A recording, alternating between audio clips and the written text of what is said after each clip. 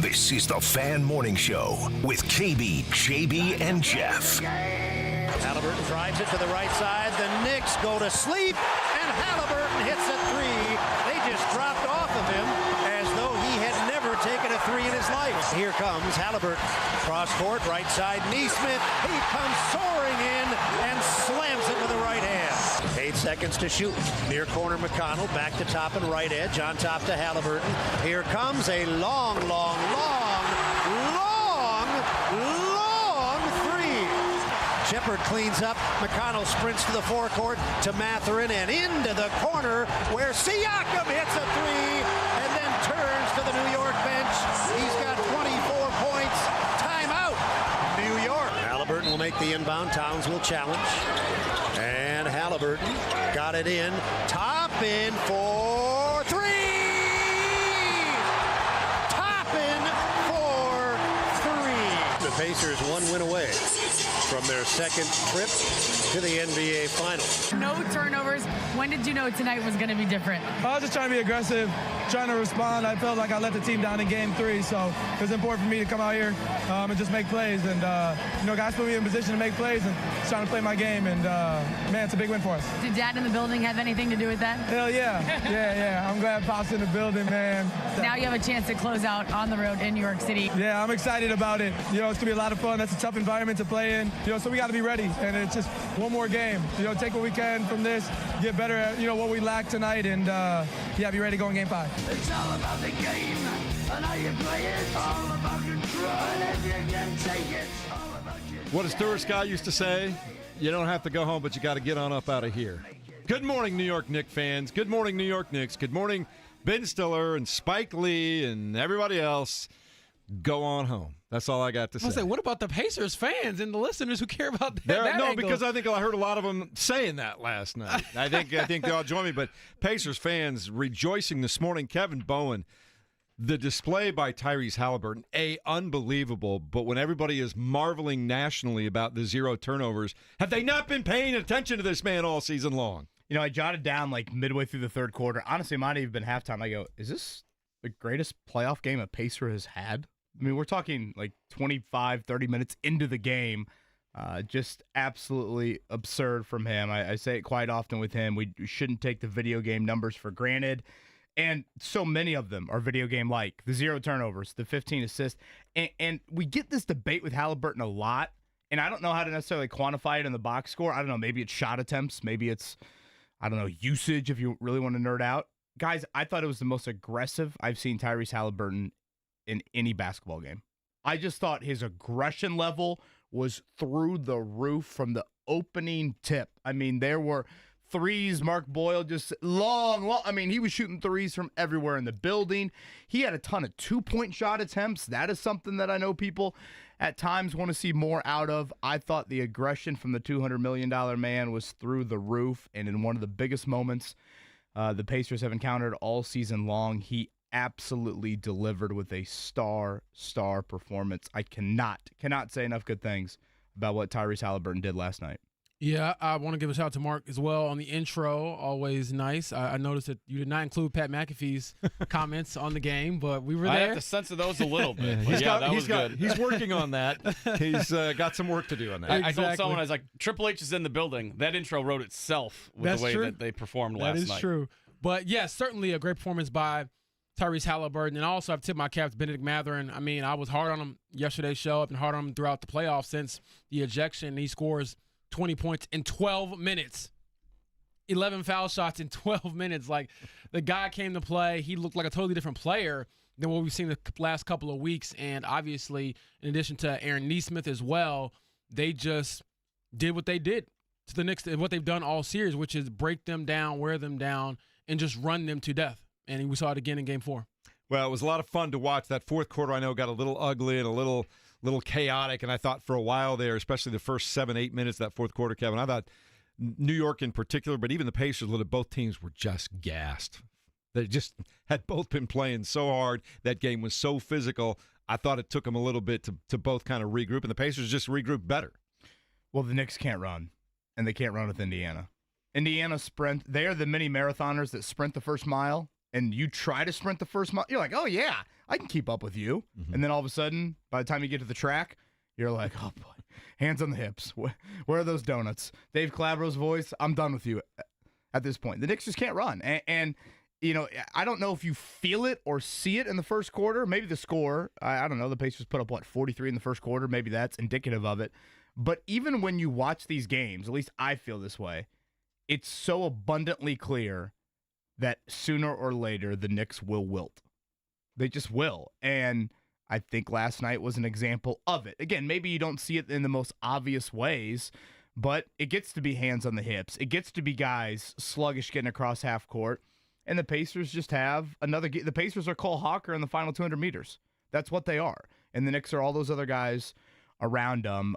Certainly James points out Benedict Mathurin, exactly how you would want your 22-year-old to respond in probably his darkest week or two as a pro, I think is fair to say. Outstanding from him. Aaron Nesmith just taking a charge at minute number 46, 47 into the game with a bum ankle that exactly exemplifies everything Nesmith is.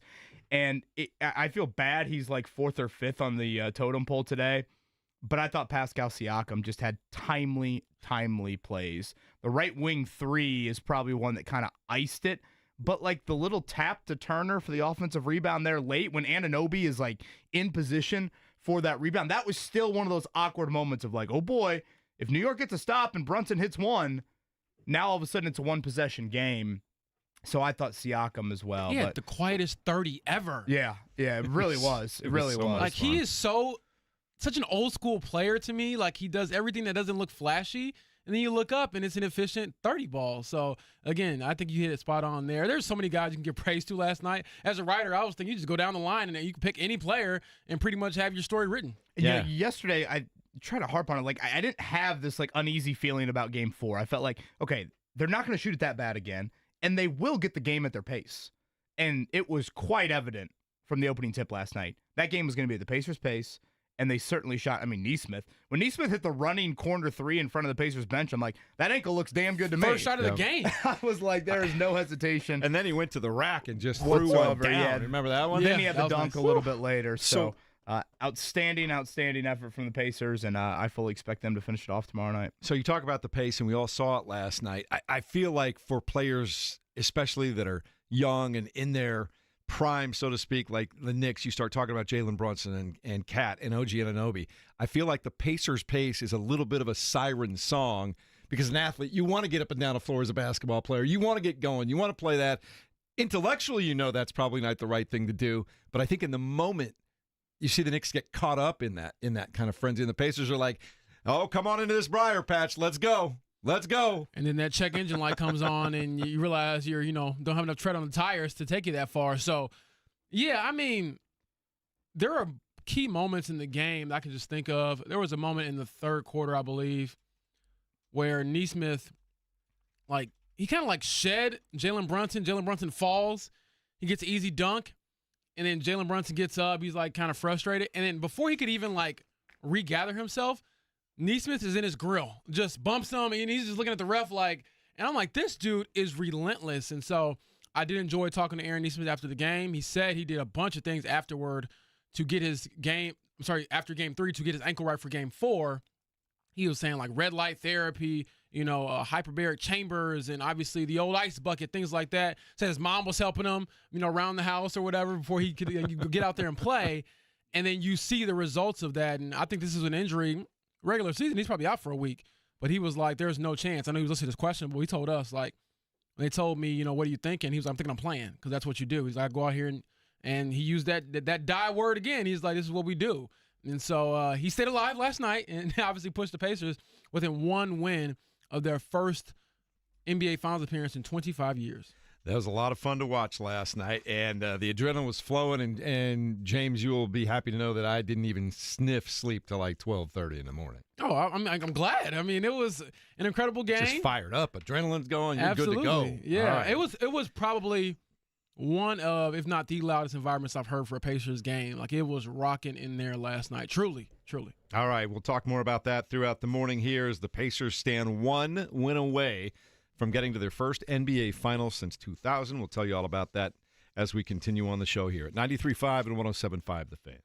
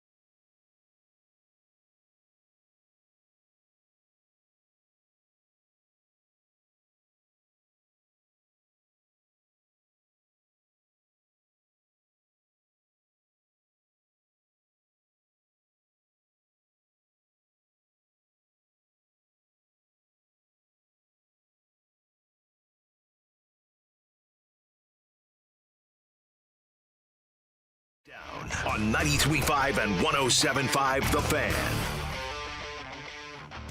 In case you had to work last night, I don't know what happened. If you missed it, I feel bad for you, but the Indiana Pacers have taken a 3-1 lead over the New York Knicks in the Eastern Conference Finals, 130-121. Kevin Bowen, Tyrese Halliburton, a masterpiece. 32 points, 12 rebounds, 15 assists, 0 turnovers.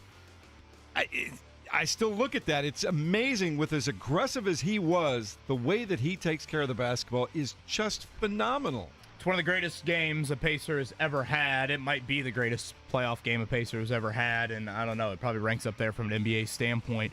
I thought uber aggressive. Sometimes we do debate the aggressive meter with Tyrese Halliburton. I thought from the onset he had that, and when all of this rises, gets deeper in the postseason. We're about to be in June. All the people are in the building. Hell, Dad's back in the building. How do you handle all that? Well, I thought he handled it damn well last night. Incredible from Tyrese Halliburton, and you can't ask for anything more from your star. And did I mention, JB, 4 steals on top of all that, too? Yes, I mean, I have used the word hibachi throughout this show. He had a little steak, a little shrimp, a little beef. I mean, the guy was cooking last night, and it was pretty masterful to see. I believe it was, 2 rebounds shy of a triple-double at halftime. And I was talking with Mark during the break. Get those last 2 rebounds so it just makes for an easy, simple story. And he got it done. I feel like he was like shoving Turner all the way. Like, move, I'll get it. I was like, man, let me have it. He was stuck on 8 rebounds for a long time. Siakam said afterwards, he's like, man, he kept on, boxing me out.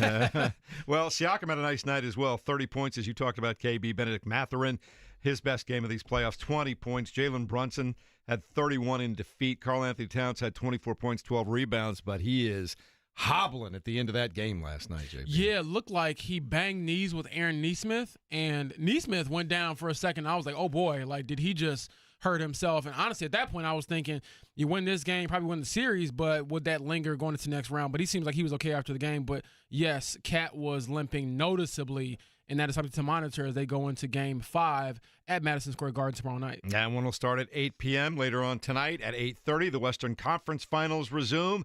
The Oklahoma City Thunder, Kevin, sit on the precipice of eliminating the Minnesota Timberwolves, and we had a lot of NBA pundits last night after that game salivating over the possibility of the Oklahoma City Thunder and how they played defensively, and the Pacers who just bring it for 48 minutes. So we got work to do. Don't want to look too far ahead, but it'll be fun to watch that game and think about that tonight. Yeah, one thing to note, if the T-Wolves are able to extend this series, I believe Game 6 is a little bit later in the week, so that would be of advantage if, obviously, the Pacers can continue to take care of business. But, yeah, Pacers-Thunder would be an absolutely awesome series. All right, Major League Baseball yesterday. The Cubs keep rolling. They should just play the Rockies for 162 games. I think most teams would like to play the Rockies for that amount of time. Took them 11 innings, but they got it done. 4-3 the final score there. And they're getting this done despite the fact they're missing 2 starters right now, right?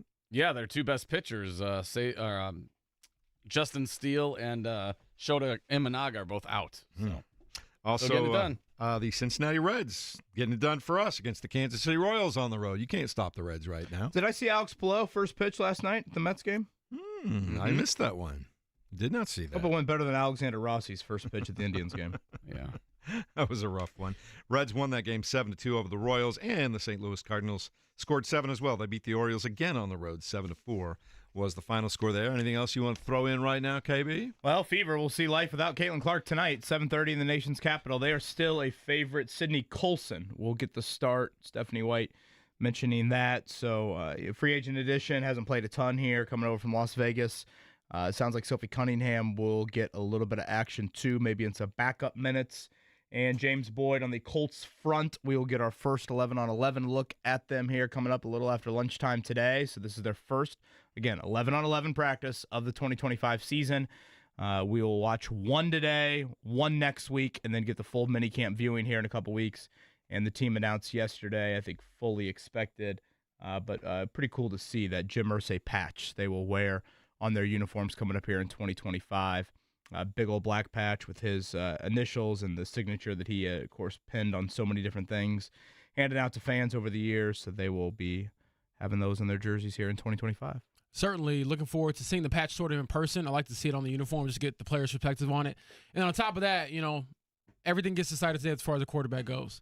Whoever gets the first snaps is the starter for the season. Book it. And now who does get the first snaps? Is it Richardson? So I was talking about this with my editor yesterday. I think they should probably give it to Anthony Richardson. I know they're going to give us the whole, you guys aren't out here every day and it could alternate and all that stuff. But optically, spare yourself an extra story by just having Anthony Richardson take the first snaps of the day.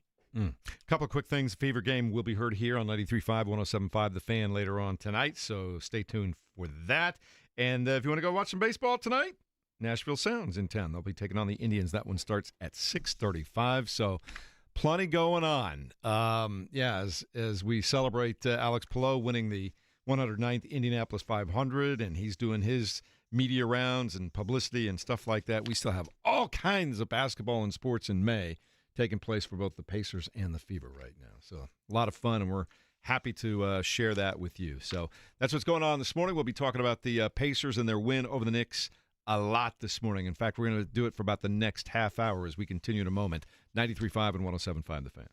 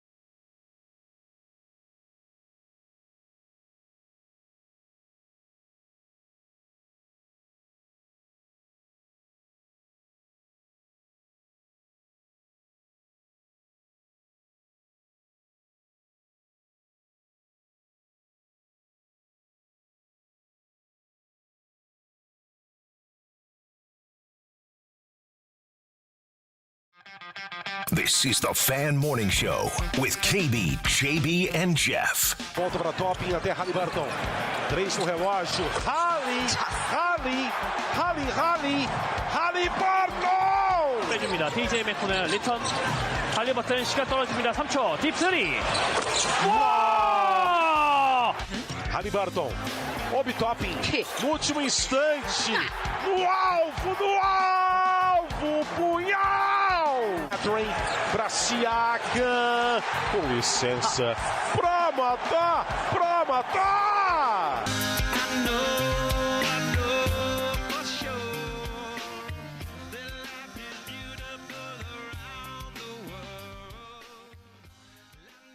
Do we know exactly who that was? It's like the Kevin Harlan of that broadcast network, I think. Yeah, it's Portugal and Korea. I assume there's like Kevin Harlan and Hali. One of those guys is taking over for Kristen Airy in turn 4 coming up next year. Never know. That'd be quite the energy bump from Jake. Alex Palou, right? A lot of fun last night, 130 to 121. It did get a little, I won't say I was ever really, really worried, but when it got down to 6 and you were talking about the Knicks had a chance to maybe pull it to within 3, there was a moment there I was like, man, let's go. Pick it up. I thought one of Don't let this go. I guess 2 moments for me kind of stood out in the fourth quarter. One, when Rick Carlisle took that time out there with just over 3 minutes to go, that's one of the more visibly frustrated I've seen Tyrese Haliburton with that was so funny. Rick and the bench in saying, wait a minute, did you not see I had Karl Anthony Towns on a switch? And he was frying the bigs last night on the switch. And Mitchell Robinson early in that game. Yeah. And by the way, Mitchell Robinson, I feel like we have not really seen that impact. Credit to the Pacers for, I think, limiting that. I know he's had a couple of moments throughout the series and last night, but still nowhere near like the Celtics series. But again, this goes back to what I was saying earlier. I just thought, I don't know if I've ever seen Haliburton that aggressive in an entire game. And to strike the balance between scorer and distributor, I think is one of the hardest things to do. And he does it, I would argue, better than anybody in the NBA. And oftentimes does it with barely any turnovers. And if you look at, Jokic, or you look at Trae Young, or you look at LeBron or Harden, or, these other big assist guys in the league, they all have turnovers. I mean, hell, we talk about Caitlin Clark. She's got a ton of turnovers. Like, people just don't, when you handle it as much as you do, and you're throwing passes that 99% of Indiana high school basketball coaches would probably tell you not to throw, Halliburton's jump passing his way around the court, and yet there he is, ending the game with 0 turnovers. There's no one like him in the NBA, really. There's no point guard like him at all. And I thought last night just was just magical. He was an absolute magician, and one of the greatest performances you'll ever see from a Pacer. Yeah, I enjoyed, I did listen to quite a bit of the TNT crew last night. I thought they've done a really nice job of staying pretty equal, pretty neutral. And for those wondering how I synced up Mark Boyle to the broadcast, you got to use the stream. You can't just do it off the radio because you can't change the time of the radio. But if you download 107.5 The Fan, the app, or you listen at .com, you can pause and it takes about 20, 30 seconds to figure it out. But it's not too bad. I'm looking at the YouTube comments, and Gabba Hayes says, no doubt about it, Rick Carlisle loves this team, all dog and no cats with a K. That is hilarious. That's outstanding. But, yeah, I mean, that was one of the best performances you'll ever see, like Kevin said, from a point guard, especially in that setting. And then what strikes me about Tyrese is just how imaginative he is with the game, because some of the stuff that he dares to do, I'm like, I didn't even know that was possible.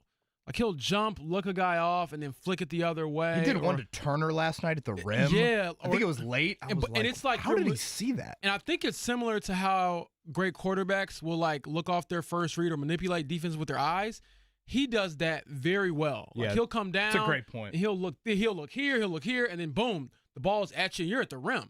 And I think that also, like we always talk about, it gives you that extra boost as a player. Like, I'm going to run harder, I'm going to cut faster, because I'm going to get 2 or 4 easy points every night just by being in the right position. And then we talk about the power of team, power of friendship, like we're on a SpongeBob show or something like that. You see Obi Toppin, huge shot late as well. Late shot clock, they inbound the ball to him, knocks on the 3. And so you could go down the line last night about who stepped up, when and where, but he obviously was the straw that stirred the drink. And when he's cooking like that, it is very hard to stop. And I think what probably makes it frustrating is that his brand of basketball does not look all that pretty.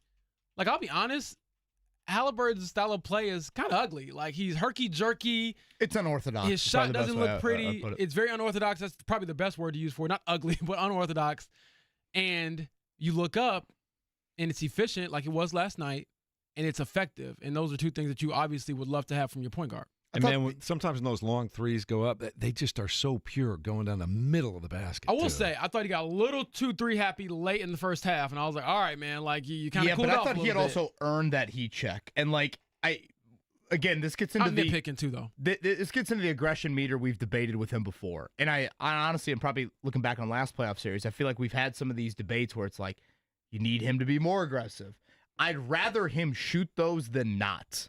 Like, okay, if he doesn't take that, does that become late clock Nembhard has got a grenade or Turner has a grenade? Like, I'd rather Halliburton shoot it or make the decision late clock than anything. The other fourth quarter thing I was going to mention, and both of these are kind of post-play. I mentioned Halliburton, kind of visibly frustrated with the bench when he had Karl Anthony Towns on that switch and they took the timeout.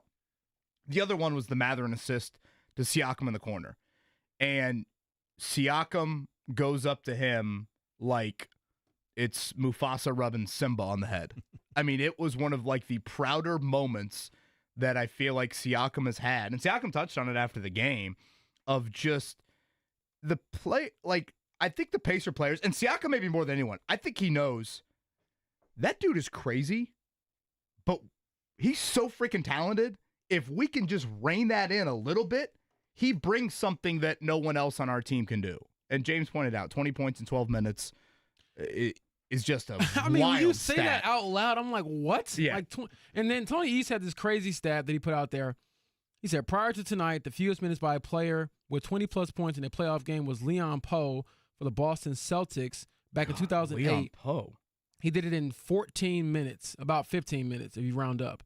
And then Benedict Mathurin did it in 20 minutes. I mean, sorry, in 12 minutes last night. Like, that's crazy. Yes, the Leon Poe pull is pretty crazy as well. But, man. Like, he makes you want to scream, Mathurin, but he's so talented as well. Yeah. And, like, what I respect about him last night was, I thought the assist to Siakam, there was another play he had late, I think, where, again, he kind of just tapped it to somebody else for an offensive rebound. Like, those are some of the little things that, when I pointed out the numbers to Rick, and, he didn't really care for that question, didn't sound like he cared for it after the game either. That is probably the other things that stand out to him more. It's like, yeah, I mean, Ben scoring 20 points in 12 minutes, it's absurd. Listen to James just lay out what Tony shared last night. But it's some of the other stuff. Do you make the smart play to Siakam in the corner? Do you tap the ball to, whoever that was to get the offensive rebound there? And the thing about Mathurin that is particularly unique is he probably heard all of that, of what we were discussing, and what people have been discussing. You don't fit. You're going to be traded in the offseason. Everyone's ripping you. You've pretty much lost your spot in the rotation. Hell, last night he was like, the 10th guy to even go in the game. It's not like he went in early by any means or in his usual spot. And yet, what does he do? Boom, pull-up jumper. 4 seconds. First possession. 4 seconds to score. And then, 2 possessions later, he's cutting for, a righty layup. Like, he just has no fear. And at times, it probably gets him in some trouble. But at other times, he's capable of doing that. You were talking about a little bit of crazy a moment ago. I kind of thought for a minute Lance Stevenson was just going to go in and blow in somebody's ear last night at the free throw line. It was fun watching him on the sideline with Collison and George Hill, and he was having a good time. It's been really cool to see some of the old Pacers come back and really enjoy this and just breathe it in. You know what? So I took a video of Danny Granger with George Hill last night. That was the one that caught my eye the most. Yeah, I was going to say, so again, not being from Indiana, put it out there, and the reaction on social media, I was like, whoa, this must be like a really big deal. I'm like, and I'm asking other reporters, I'm like, is this guy just not been around? They're like, no, we believe he hasn't been here since he got traded. There's some Bob Sanders type vibes, to try to make the Colts analogy. I don't know if that resonates a little bit more with you, James, but I remember when Bob showed up to the Hall of Fame ceremony for Tony Dungy and Marvin Harrison, and it was like, oh my gosh, Bob Sanders is here. And, I don't know if the comp is perfect on the floor, on the field, from Danny Granger to Bob Sanders, but I do feel like Danny's a bit of an underappreciated Pacer. And unfortunately, I think the injuries just caught up to him. So I know Jeremiah Johnson, Mark, you said 9 o'clock for him today. Correct. Yep. So yeah, that's something I want to throw JJ's way of just, it was really cool to see, Hill and Hibbert, and I thought Lance was getting the TNT cameraman's way seemingly every time down the floor. He's like trying to grab Lance, telling him to back up. Did you like the shadow boxing when he was doing that? There was one of those. I thought it was gonna be like Tom Crean halfway on the floor trying to defend some of the Knicks players last night. But yeah, Granger being there was like, whoa, I'd forgotten about him, and like we are not used to him. Yeah. And we've seen Jermaine O'Neal, we've seen Al Harrington. I mean, it's been fun to watch these guys come enjoy it. Yeah, and Tyrese was saying he takes us to heart. I believe I had a chance to ask him after the game about that, and he was just saying, one, everyone loves a winner, right? You want to get out the house and be around that kind of energy, but it is kind of cool how it gives you that college vibe a little bit with some of the alum, and these are not, stars to the level of what you might see at other arenas or other settings like in LA or in New York when you have the, Kareem Abdul-Jabbar's, or you have the, Clyde Frazier's and things like that. This is guys who probably aren't that well known outside of Indiana. I don't know if people get on their feet and cheer on Travis Best outside of Indianapolis, but that is cool to kind of see that kind of translate from one generation to the next. And this does feel like just a golden opportunity, not to get too pun intended, but you're one away from the finals in an NBA year where it feels like this thing truly is wide open. I know OKC is probably still the favorite if they get through to the finals, but I mean, I don't feel like this is a scenario where, you're just going in as the supreme underdog. No. There's no chance. This doesn't feel like you're going against Shaq and Kobe. The Pacers can win it all. They can play with anyone. They have a chance. The Pacers can win it all. And, I think we started, or, I guess I'll speak for myself. Obviously, I picked them in 5 in this series, so clearly I felt like they would be in the NBA Finals relatively easily. But I really think they can win it all. And nothing against the Thunder have been outstanding all season long. But, Denver took them to the brink of it. And it's still going to be new for many of those Thunder players, assuming they get it done. A couple things also I want to mention from last night. First off, Pacers are now 5-0, and Rick Carlisle comes on the show on Tuesdays during the playoffs. 5-0. So I think all your questions are great. 5-0. James Boyd. Yeah. Shout out. Did you get subtweeted by him last night? Yeah, sub press conference a little bit there. Rick Carlisle has a Twitter account that we can see. You know what I'm saying? I'm making the analogy. He does have Instagram, right? Mark, didn't he tell us this? That's what he said. Yeah, that's what he said. I had a radio show this morning, and somebody asked me about Ben Matherin's numbers. Who's that idiot? What moron asked him that? And then I'm sitting in a press room, everyone's looking back like, James. I'm like, man, this guy ain't even here to take the arrows. James has got his 2 palms in the air saying, not I. I thought the other thing from last night was the ability by the Pacers to finish every single quarter. I thought they great point. Yeah. Won the last 90 seconds, 2 minutes of every single quarter, and that was the exact opposite of Game 3. And again, I think if we, all of us are watching these games religiously, so I think we see the impact that in Game 3 it had positively for New York. I thought the Pacers did a wonderful job of that. In each of the 4 quarters. Yeah, they did. And what that does is every time the Knicks started to get close and you're starting to think that they're feeling good about themselves again and they're ready to go on that little run like they did in Game 3, and the Pacers would just vanquish it every time last night. That was fun to watch. Absolutely. And, again, shout out to Aaron Nesmith, because this dude, to start that game that way was, I think, just a pick-me-up for the entire crew. And then after the game, let you know how his mind works. He's like, man, I had a horrible 4th quarter. I missed too many shots. I got to do this. And I'm like, wait a second here. You're not supposed to be playing right now. Like, give yourself some credit. And he was almost on to Game 5, like, nah, we got it done. And he used the word or the quote. He was like, I had to thug it out, with the ankle.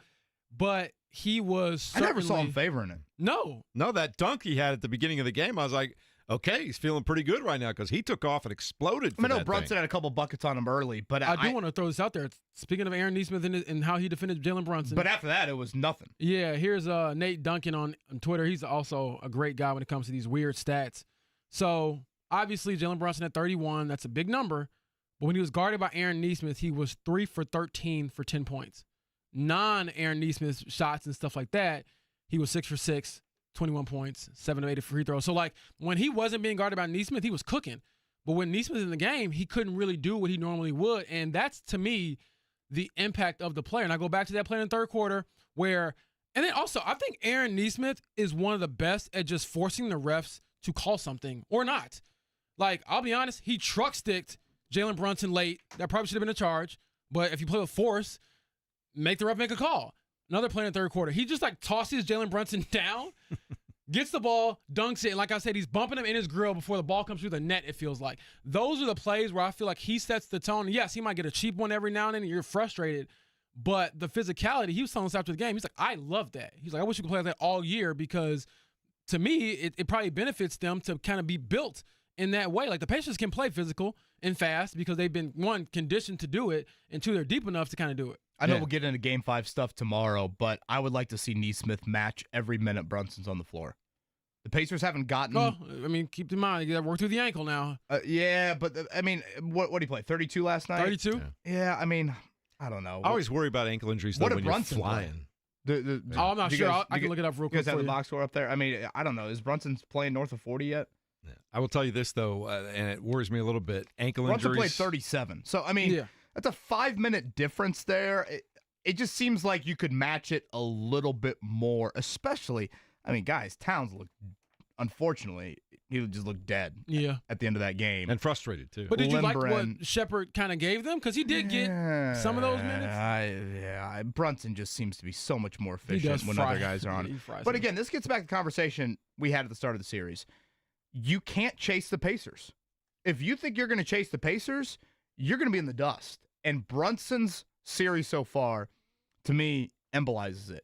I said to you guys at the start, there's so much pressure on New York in Game 1. A, they have home court, and B, it's the freshest and healthiest they've been all series. They will be all series. Look at Brunson's last 2 games. I mean, last night, did Brunson make a shot in the fourth quarter?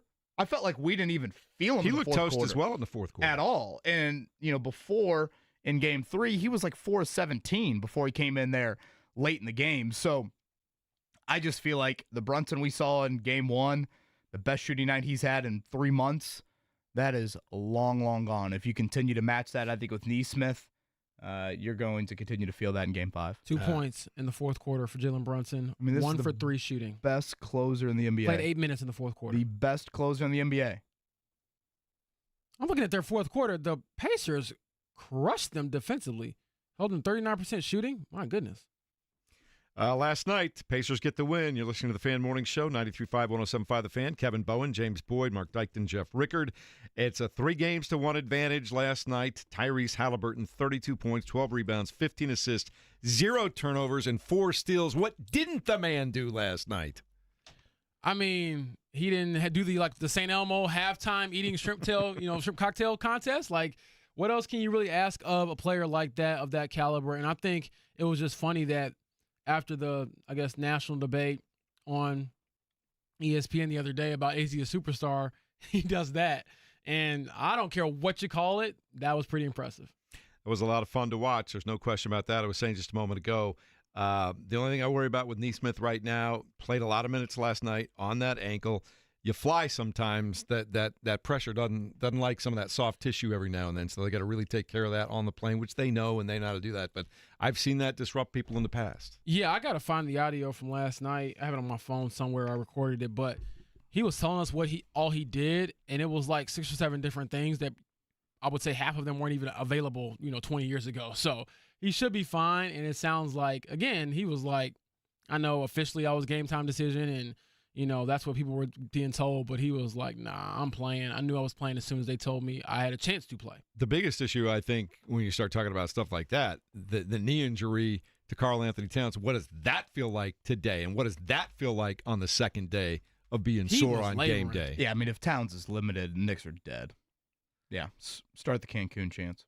Man. And Robinson, I just felt like he hasn't been as effective. I know there's been some spurts, and last night he had a couple of offensive rebounds, but this is nowhere near what he was in the Celtics series. He looked a little hobbled too at times. And credit to the night. Pacers for that. I don't know if I should give all the flowers to Tony Bradley, but a lot of guys I think have done a nice job of just making sure he's not as crazily effective. It's wild that we sit here right now and we're talking about the Pacers 1 game away from the finals. It's a lot of fun though. They were 10-15, and here they are 1 game away from the NBA Finals. And I know I've said it a lot, but there is nothing this town wants more than a Pacers parade. And Kevin, they're 11-3 in the postseason after having that tremendous finish to the regular season.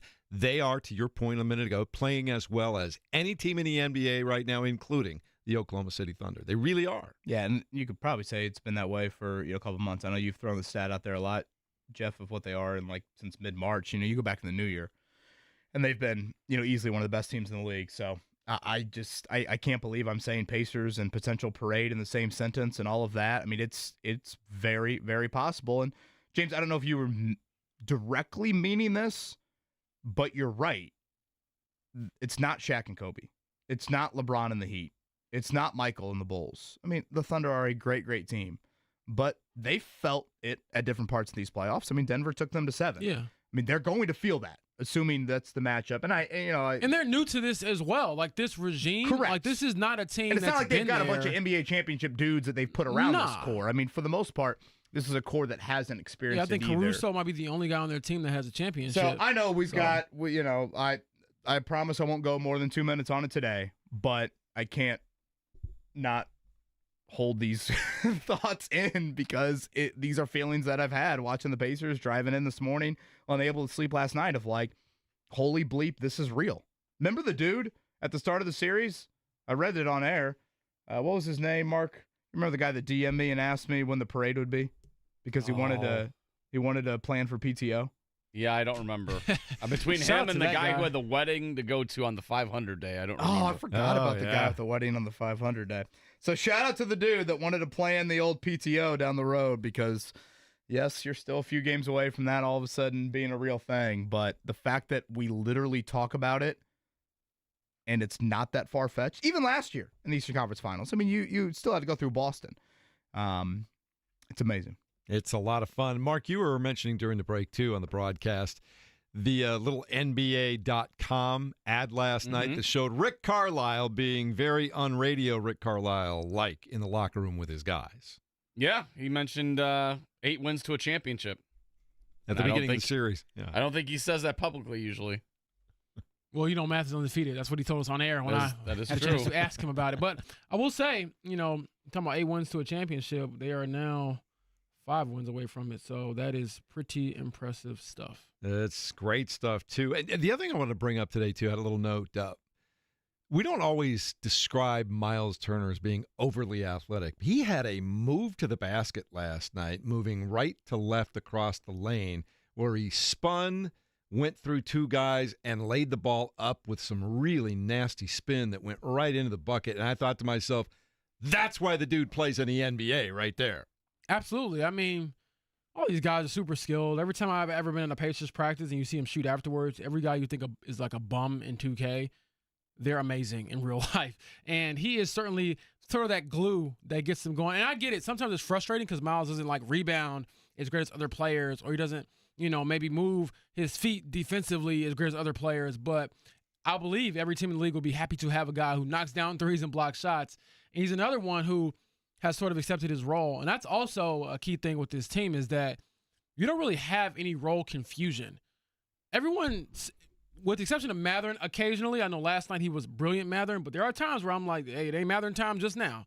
Relax. But for the most part, everyone knows what their role is, and they're willing to lean into it to the fullest degree where it's not this big thing of oh, I'm not included enough. Nah, you know what you're good at, so do it. What defines a star? A superstar or a star? Superstar. A superstar to me, and I had a head coach in the NBA tell me this many, many years ago. Superstar is someone who can fill the building every single night.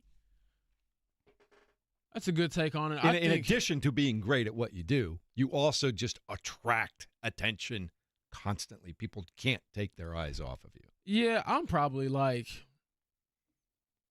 very selective with the superstar term because it's what Jeff said, but it's also there's so few guys who can be the best player on a championship team.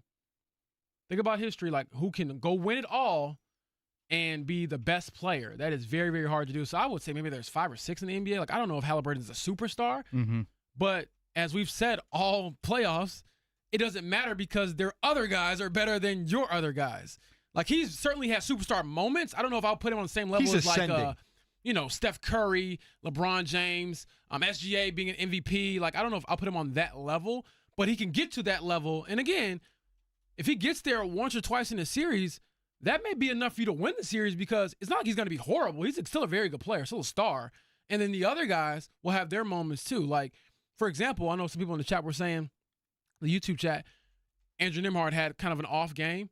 He's allowed to kind of have that because the rest of the guys will pick him up, and then vice versa. Yeah, I kind of go here on the old star treatment. A, do you deliver in the clutch? B, do you deliver when the pressure really rises? There's no debating Halliburton's delivered in the clutch this postseason. And again, I will not fight you on that. If you tell me that, I'm like, you know what? Yes, you're right. So clutch is check. Now, the second one, you could make the argument last night was the most pressure the Pacers have felt all playoff long. It's one of these things where, all right, it's 2-1 lead. You're at home. I don't know, maybe game 4 of the Cavs series. But for Halliburton, James, I was surprised after game 3 how much he publicly took blame for game 3. Where you would have thought he played awful. I know. I was like, dude, come on. I respect it, I guess, but you are really beating yourself up for it. So he is adamant he played horrifically, and that was a big reason why the Pacers lost game 3. Now he's got all these people in the building. I mean, that is the most star-studded building you'll ever feel for a Pacer game. And he's still answering questions about his dad.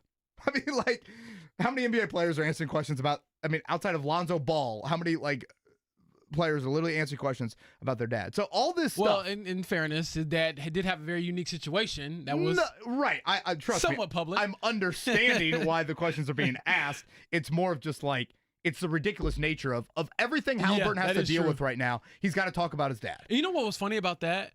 And shout out to Joe Varden, our guy at The Athletic. He was, taking that angle, which is fine, but he was like, hey, did it mean anything extra special to you to have him here? And Tyrese was like, no. The he's guy, not in jail. Yeah, he's having a great time. He's in a nice house watching a big screen TV. Maybe he goes to a bar to hang out with some of the other fans. Don't worry about my pops. He's doing okay. Again, let's look at those two things. Do you deliver in the clutch, and do you deliver when the pressure rises? The clutch, obviously, we've seen it time and time again throughout the postseason. And then last night, where that pressure's starting to bubble, 32, 15 assists, 12 rebounds, 4 steals, and 0 turnovers.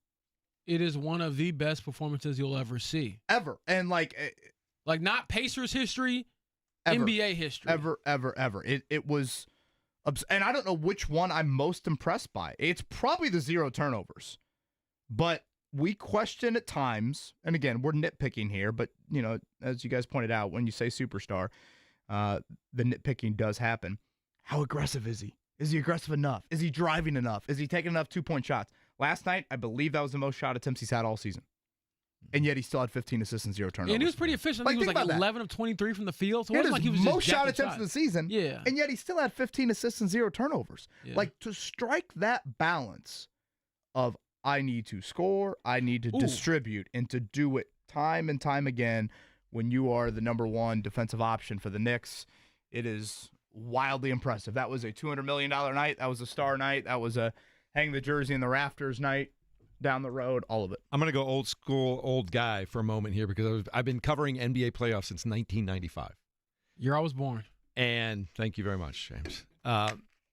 But when I started thinking about what I have seen or covered and either been to or even watched on TV since that time, what we saw last night, the 0 turnovers to me sets it apart from almost everything else. But the 3 names that I came up with during that time were MJ, Shaq, Kobe. That's the kind of impact he had on that game last night in a big moment in the playoffs. And I'm sure I'm missing 1 or 2 other guys along the way. But those 3 guys are the ones that I started thinking about, that's the kind of performance he had last night. Maybe Allen Iverson once, but he didn't win the championship series. But the 0 turnovers is what set it apart for me from anything else. It's crazy. That's a player.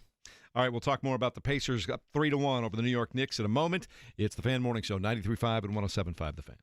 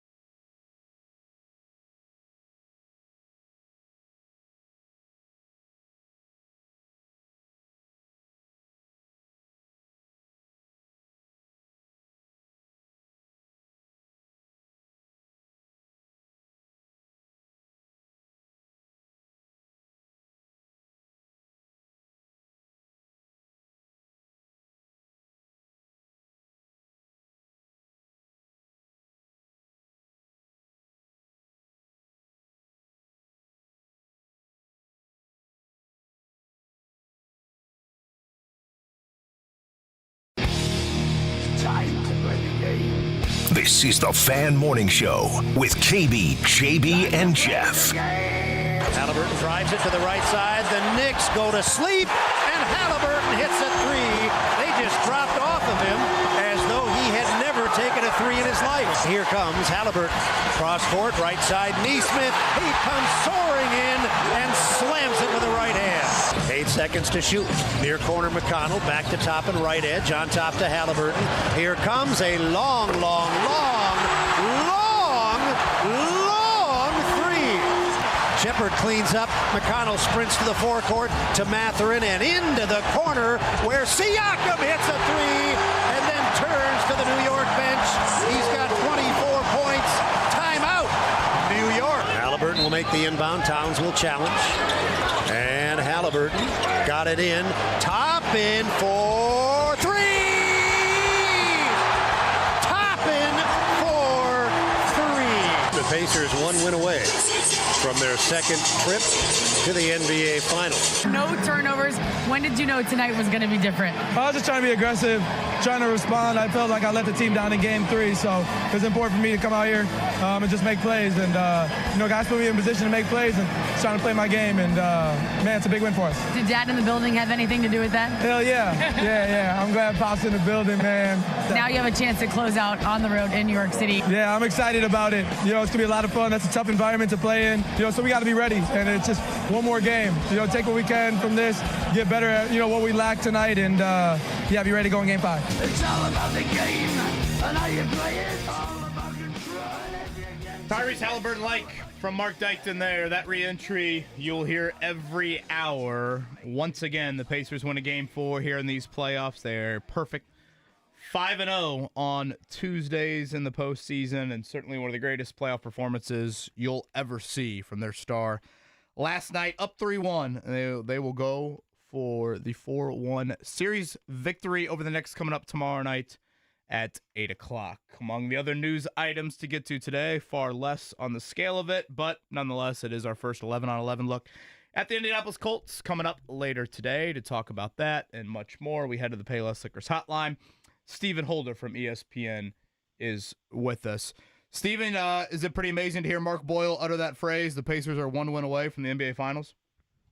Yeah, it really is. I mean, I think we all had optimism about them this year, but I don't know that anybody had this on their bingo card, other than maybe if you're taking a flyer on some, really good odds on a bet on a sports book somewhere. But I mean, realistically, there was no expectation of this. And what I love the most, I know you didn't ask me this, but what I love the most is that they're breaking the model a little bit. Okay. And what I mean by that is teams like them are not supposed to do this.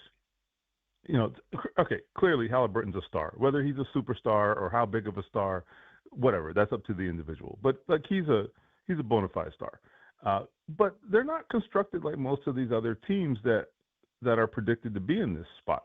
I mean, clearly we've talked about them being a unit and all of that, but really it's bigger than that. It's not that just that they play together. It's also that they are constructed differently. I mean, they are a team that is constructed to win as a group and collectively. It didn't just happen by accident. They were constructed that way. And I think it's something, I don't know if it will make everybody else stop and take notice necessarily, but it should, I think. Okay, because everybody's out there trying to chase the model of like having a big 2 or big 3 and assuming that's the route to get to the finals. Maybe the Pacers are giving them something to think about. I don't know. But I think that's something we should at least talk about. So, yeah, Steven, obviously you've been around since Slick Leonard was winning championships as the coach back in the ABA days in the 70s. Yeah, thanks. But no, in all seriousness, I don't think – James gets in an old joke on me once a day, so that's your one. Okay, go ahead. Just one. If I get 2 in, I might get hit later. But I will say this, though. In all seriousness, when Tyrese Halliburton has 32, 15, and 12, no turnovers, 4 steals – how do you quantify that? How do you kind of break that down in your own brain when you're seeing a guy do something that nobody has ever done in the history of the game? It's wild. I mean, it's just crazy. And I think it kind of puts in perspective who he is. And I think a lot of people now expect quote unquote superstars to score 30 a night. That's just kind of what we expect. And he doesn't do that, right? Nor does he look to do it. But he sure as hell can. And look, I'm going to say something, and somebody's going to throw this back at me, 5 years from now to make me look stupid. But look, Magic Johnson, he is not Magic Johnson. Hello. Okay? Let me be clear. But Magic Johnson is a great example of the mindset, of the Tyrese Halliburton mindset, right? Which is, I can be whatever the team needs me to be. We talk about that finals appearance many, many years ago where I don't remember that game, James, okay? But I'm familiar with it. What was that, the 81 finals? I don't remember. But where Kareem Abdul-Jabbar gets hurt, and he gets in there and he plays center and scores a bunch of points. Or there are other games where he became a scorer, where that was really not his foremost role, talking about Magic Johnson. And Tyrese has much the same mindset. He wants to be a facilitator. I wish he was actually a little more selfish at times. I think there's some benefit to him being selfish. Steph Curry, I think, is a great example. Steph Curry shoots the ball a hell of a lot, but he's also a great facilitator. One of the reasons he can be a good facilitator is because he draws so much attention from the defense. Other guys are going to be able to make plays and make cuts. So Tyrese can get the same benefit because he is a good shooter and he has scoring ability. But in his heart of hearts, he is a facilitator. And I don't think there's anything wrong with that. I think, frankly, they're not here if he doesn't have the facilitator mindset, because he makes other guys better. So he's just about finding the balance. But I guess a long roundabout way of saying I love who he is, and he can be whoever he needs to be for his team. Stephen Holder joining us on the Payless Liquors hotline this morning. You've been around Eddie for a long time. How much fun was it for you to see, that was an event last night. You saw all the New York celebrities there. You saw all the former Pacers. You saw some former Colts in there. That was an event that everybody associated with both teams, and really Indianapolis is what we're worried about and concerned with here. It's just more than a game even. It's an event now, Stephen. How often have you seen something like that over the years? No, it's different. It was different. There's no question about it. We haven't had a lot of big games here, okay, in recent years. We just haven't. And I'm talking beyond Pacers. I'm talking about, Colts, certainly. Haven't played a lot of big games where they were appointment TV, and that has changed, I think, a little bit in this series. Certainly, they're in the conference finals for a second year in a row, but it's just it just feels different, and they have the upper hand. The games here have been pretty meaningful.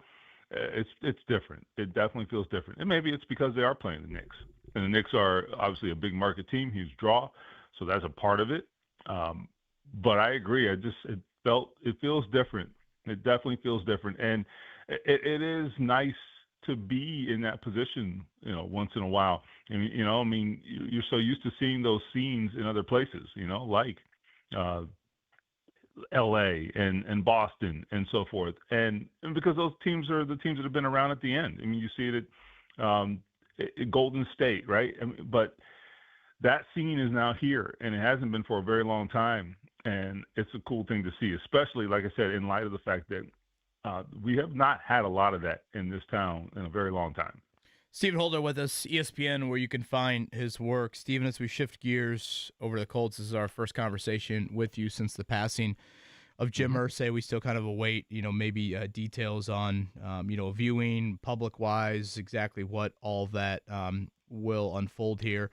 But, looking a little bit more at the daughters, and Carly is the oldest daughter. I think a lot of people have seen her very visible on the sidelines, and for those of us that attend practice, she's out there virtually every single day at practice, and of course on game days you see her with the headset on. One thing I don't know if fans really realize, Stephen, I was hoping you kind of speak to this. I would say she's probably ran the day-to-day operations, I don't know, maybe for about the past 6, 8, 10 years, outside of the big stuff, firing of a head coach, GM, those sorts of things. And, they really have, I would say they've made some notable to rather significant changes on the business side of their building. A lot of the people that have been there for a while, they have kind of turned that over. And sure, some of that's natural, but I think they've kind of added some commitments in some areas that, again, maybe before she ascended to that role hadn't been there.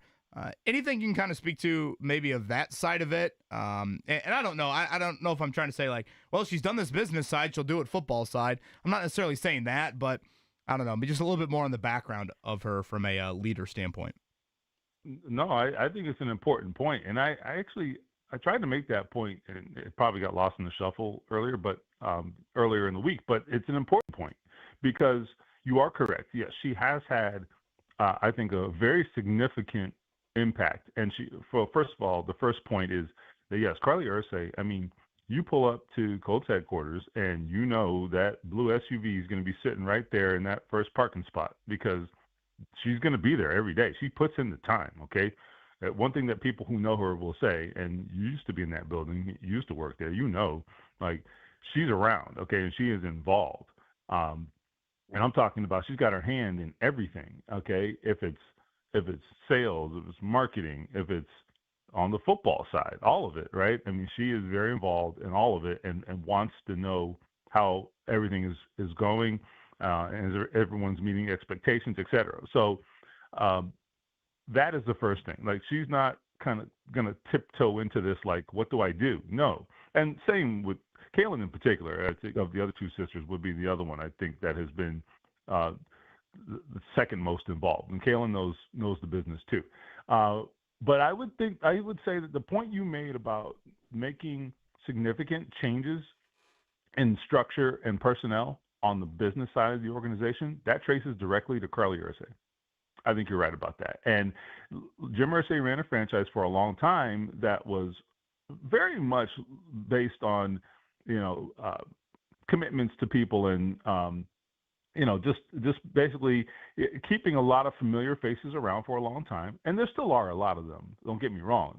It's not like they had this, wipe the slate clean. But in some key spots, she did turn over some very key spots at the executive level to modernize and to change philosophies.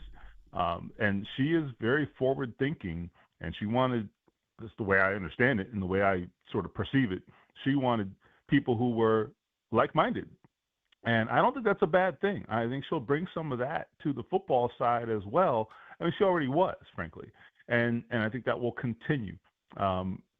She will have, I think, and her sisters, I believe the sisters will have a different leadership style than their father. And I am not talking about publicly. I'm not saying because their father talked a lot and was boisterous. And I'm not talking about that. I'm talking about the way they make decisions and process and so forth.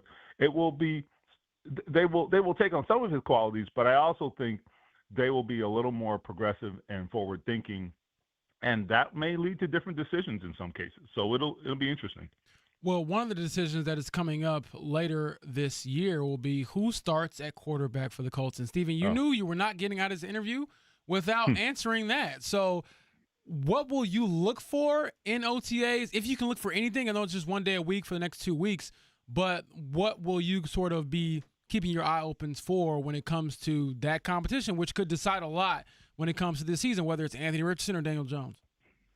Well, I think the important thing about today and in the next couple of weeks is frankly, it's the first time they will have true offense versus defense competition. So it's not necessarily a great indicator of how a quarterback will look in real action, but it is actually a little bit of an indicator. A little bit. I've always said that the one thing you can get out of OTAs is a glimpse of the passing game. It's the only thing that I think carries over a little bit. The blocking and tackling, you're not doing any of that, right? But the timing and the throwing into tight windows and things like that, you do have to do that in OTAs. And you can see, you can measure some of that in these workouts. So I think you just want to see, frankly, with Anthony Richardson in particular, I want to see, has he cleaned up his technique a little bit? Is he more consistent both with the technique and his accuracy? Because those go hand in hand. Has he cleaned up his footwork at all? Does he look more put together with his technique? that you can see. You can see that. You can measure that in OTAs. And then with Daniel Jones, he's going to probably look functional because he always does. The question is, does he have the synergy yet with his teammates? They're new. He is new to them. And how are they building that synergy? Because he's going to have that and have that timing together with those guys if he's really going to be a real candidate to win this job. So, which I think he is, but that's going to happen. So we'll see. I think we'll be able to tell a little bit of those things today.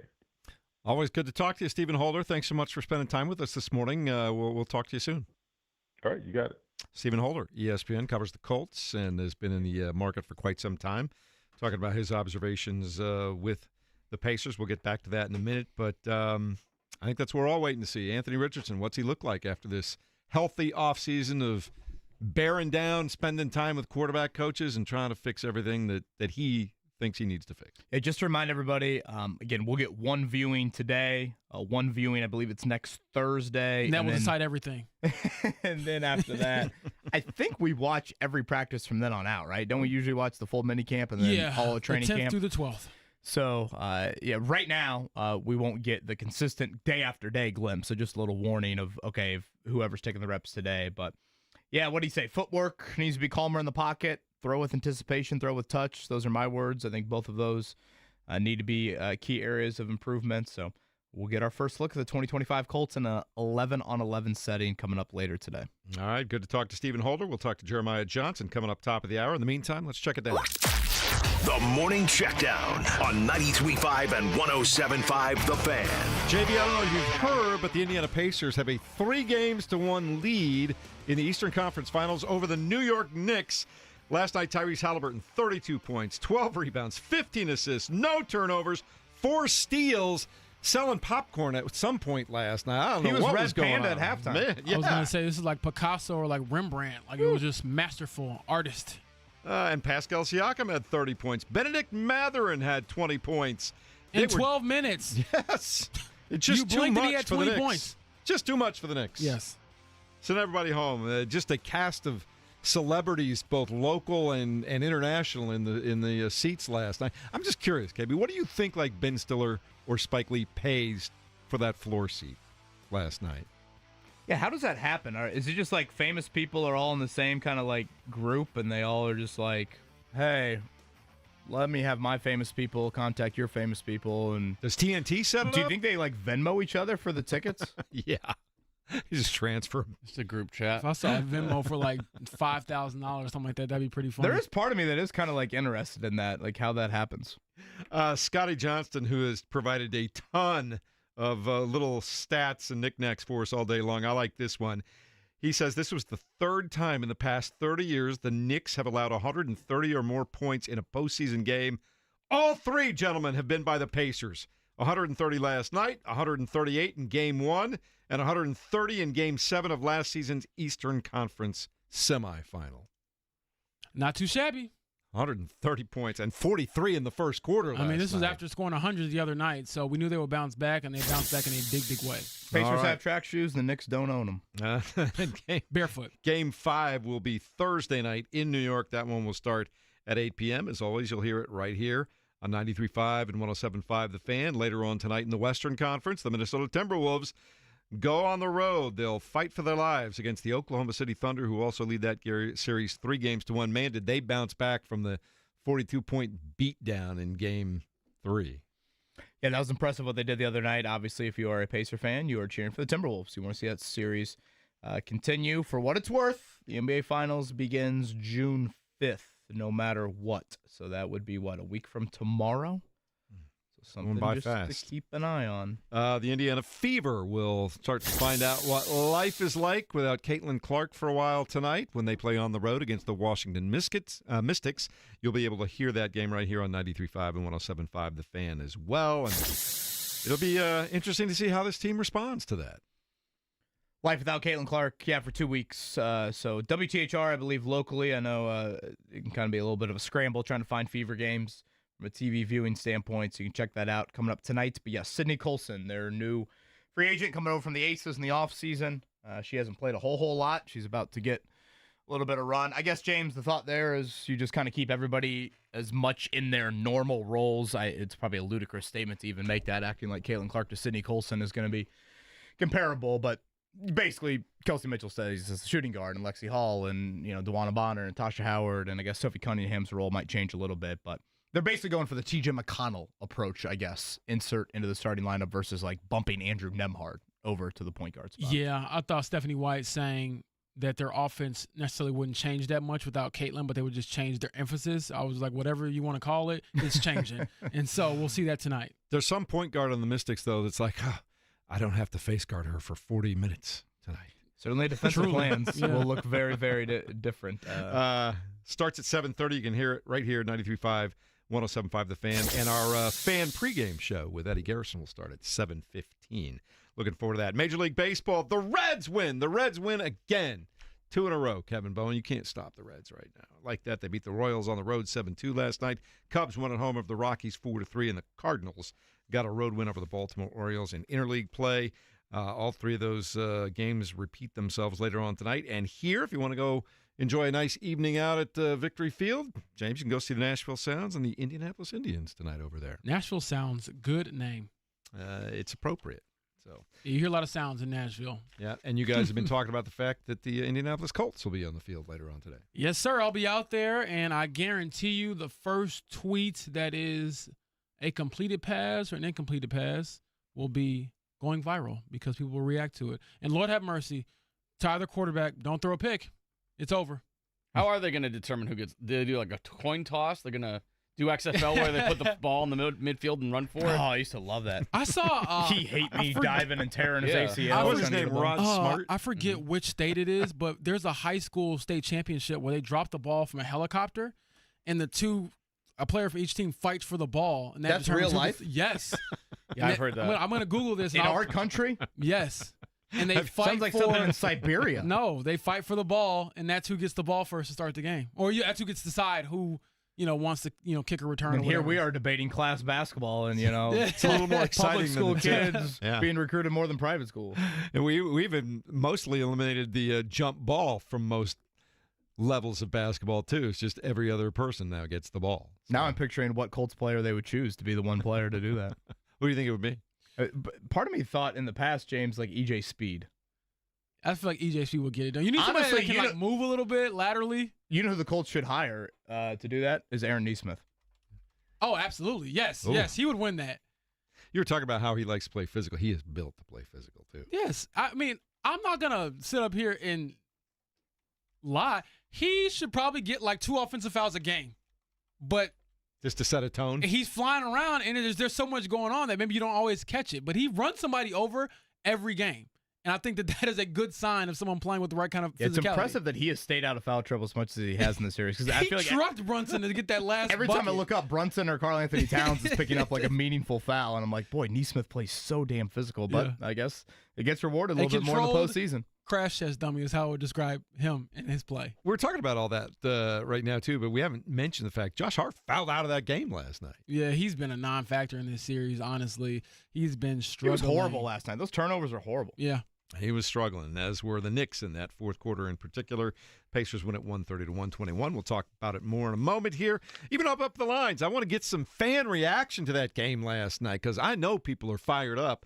239-1070 is the number. Share that passion with us. We've got Jeremiah Johnson coming up top of the hour. It's 93.5 and 107.5, The Fan.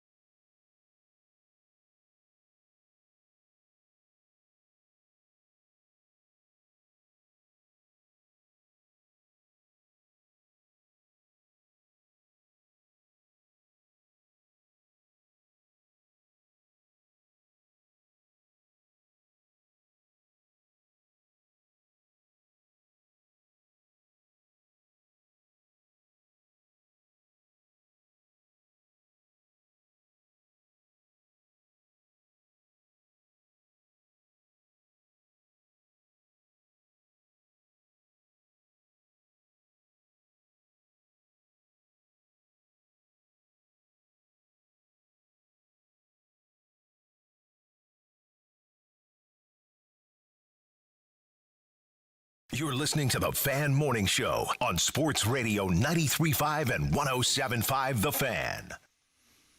Heading back to New York for Game 5 of the Eastern Conference Finals. The Pacers with a 3-1 lead and seeing if they can close this thing out on the road. I always say New York City for me is like Las Vegas. Like, I always can't wait to go. There's great energy. There's things to do. It's fun. And then after about 72 hours, I'm like, I got to get out of here and get home. I can't wait to get back on the plane. New York is a lot. I had a rental car in New York. Biggest regret of my life. Was that with Bob Kravitz as well? No.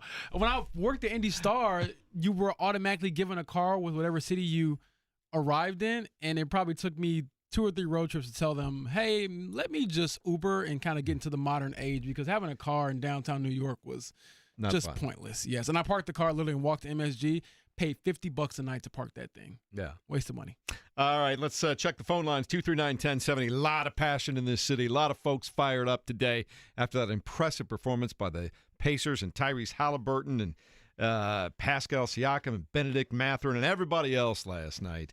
Just doing a great job. Let's go to the phone lines and talk to Ethan first this morning on a Victory Wednesday. Share it with me, Ethan. What's going on? Morning, fellas. How we doing? Good. I thought the Pacers played great defensively, but when Nesmith was out on the court, I do feel like the speed of guarding Brunson was down a little bit.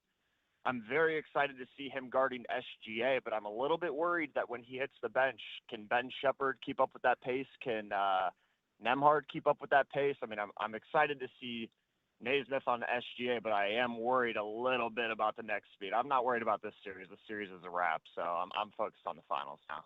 I'm with you, Ethan. No chance the Knicks are coming back from down 3-1. You can cold take this if you would like. I'm curious, even tomorrow night, do you try and match Nesmith's minutes with Brunson even more? I get the ankle is the ankle, so maybe you wouldn't go fully there, but they played pretty close to the same minutes last night. Nesmith 32, Brunson 37, even though I didn't think you matched it per se.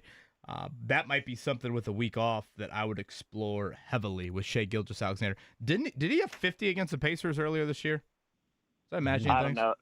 The guy's an absolute wizard in the paint, and I mean, we want to chant flopper for Brunson. This is going to be a whole other level. So I'm excited. Yeah, I think we're all excited right now, and I think to your point about this series feeling like a wrap, JB, you can weigh in on this too. I mean, just Towns feels like, look like me getting up after the morning of the Indy 500. They're tired. You might have he might have been walking better than you were after the Indy 500. Shai had 45 earlier this year against the Pacers. Ooh. Yeah, I will say this to Ethan's point about defending SGA. If Ben Shepherd is on him, he'll have 60. He can't guard him. I mean, no one in the NBA can guard this guy. So I do think that Aaron Nesmith, Andrew Nembhard will probably be your main guys. I would even probably look at perhaps Mathurin before I go, just because anybody who's little and the way Shepherd is built, like, he just can't hang with SGA at all physically. So, no, I do think that could be an issue in the finals. Yeah, I start thinking about how the two teams want to play, and I don't want to get too far ahead of myself, so I go back to something I thought was really interesting that Stan Van Gundy said last night in the fourth quarter when the Knicks were kind of making their little mini run to try and get back in the game. He said the worst thing the Pacers were doing right now is the game kept stopping because of all the fouls, and they kept going to the free throw line, and it was disrupting the Pacers' rhythm. Like, just stop fouling and just let the rhythm of the game go. Yeah, and to be fair, I mean, 60 might have been a little rude to Ben Shepherd, but I just don't think that SGA is someone you want to have your second or third. I'm not second or third, but like your third or fourth guy on. It'll take a collective effort for sure because, to Ethan's point, if you think that Jalen Brunson is somebody who gets to the foul line a lot, SGA is also of that same ilk, and he's better. He's MVP. I think in the first few minutes last night, if you watched that and you saw the Pacers match a New York layup with a layup 4 seconds after that layup went through the basket on the other end. Which should not happen, by the way. But, like, that is exactly who the Pacers are. Yep. And that is exactly what Rick Carlisle said with us 12 hours ago, or 24 hours ago, of our pace has got to be better. And, again, that's why I had so much optimism exiting Game 3, because I thought to myself, okay, why did the Pacers play bad in Game 3? They had one of their worst shooting nights of the year, and they didn't have the usual pace that we expect them to have. That's not going to continue. This team hasn't lost back-to-back home games in 5 months. That's amazing. And I thought even early on, even when the Knicks were like down 1 or tied, or maybe even they had the lead in the first quarter, that pace isn't going to stay there. If this is the mini marathon, New York sprinted the first mile. Indiana can sprint the first mile because they can hang in there mile 10, 11, 12. New York can't. And in the fourth quarter, how many points did Jalen Brunson have, James? 31. How many points in the fourth? 2. The greatest clutch player in the NBA this season. He 2 points, 1 for 3 in the fourth quarter. So, again, track meet wise, and I know Ethan went there, so we'll entertain it. Oklahoma City can handle a little bit more of the track meet, but New York, nope, not at all. 239-1070. Justin, your turn. Good morning and welcome into the Fan Morning Show. What do you think? Hey, good morning, guys. What's up, Justin?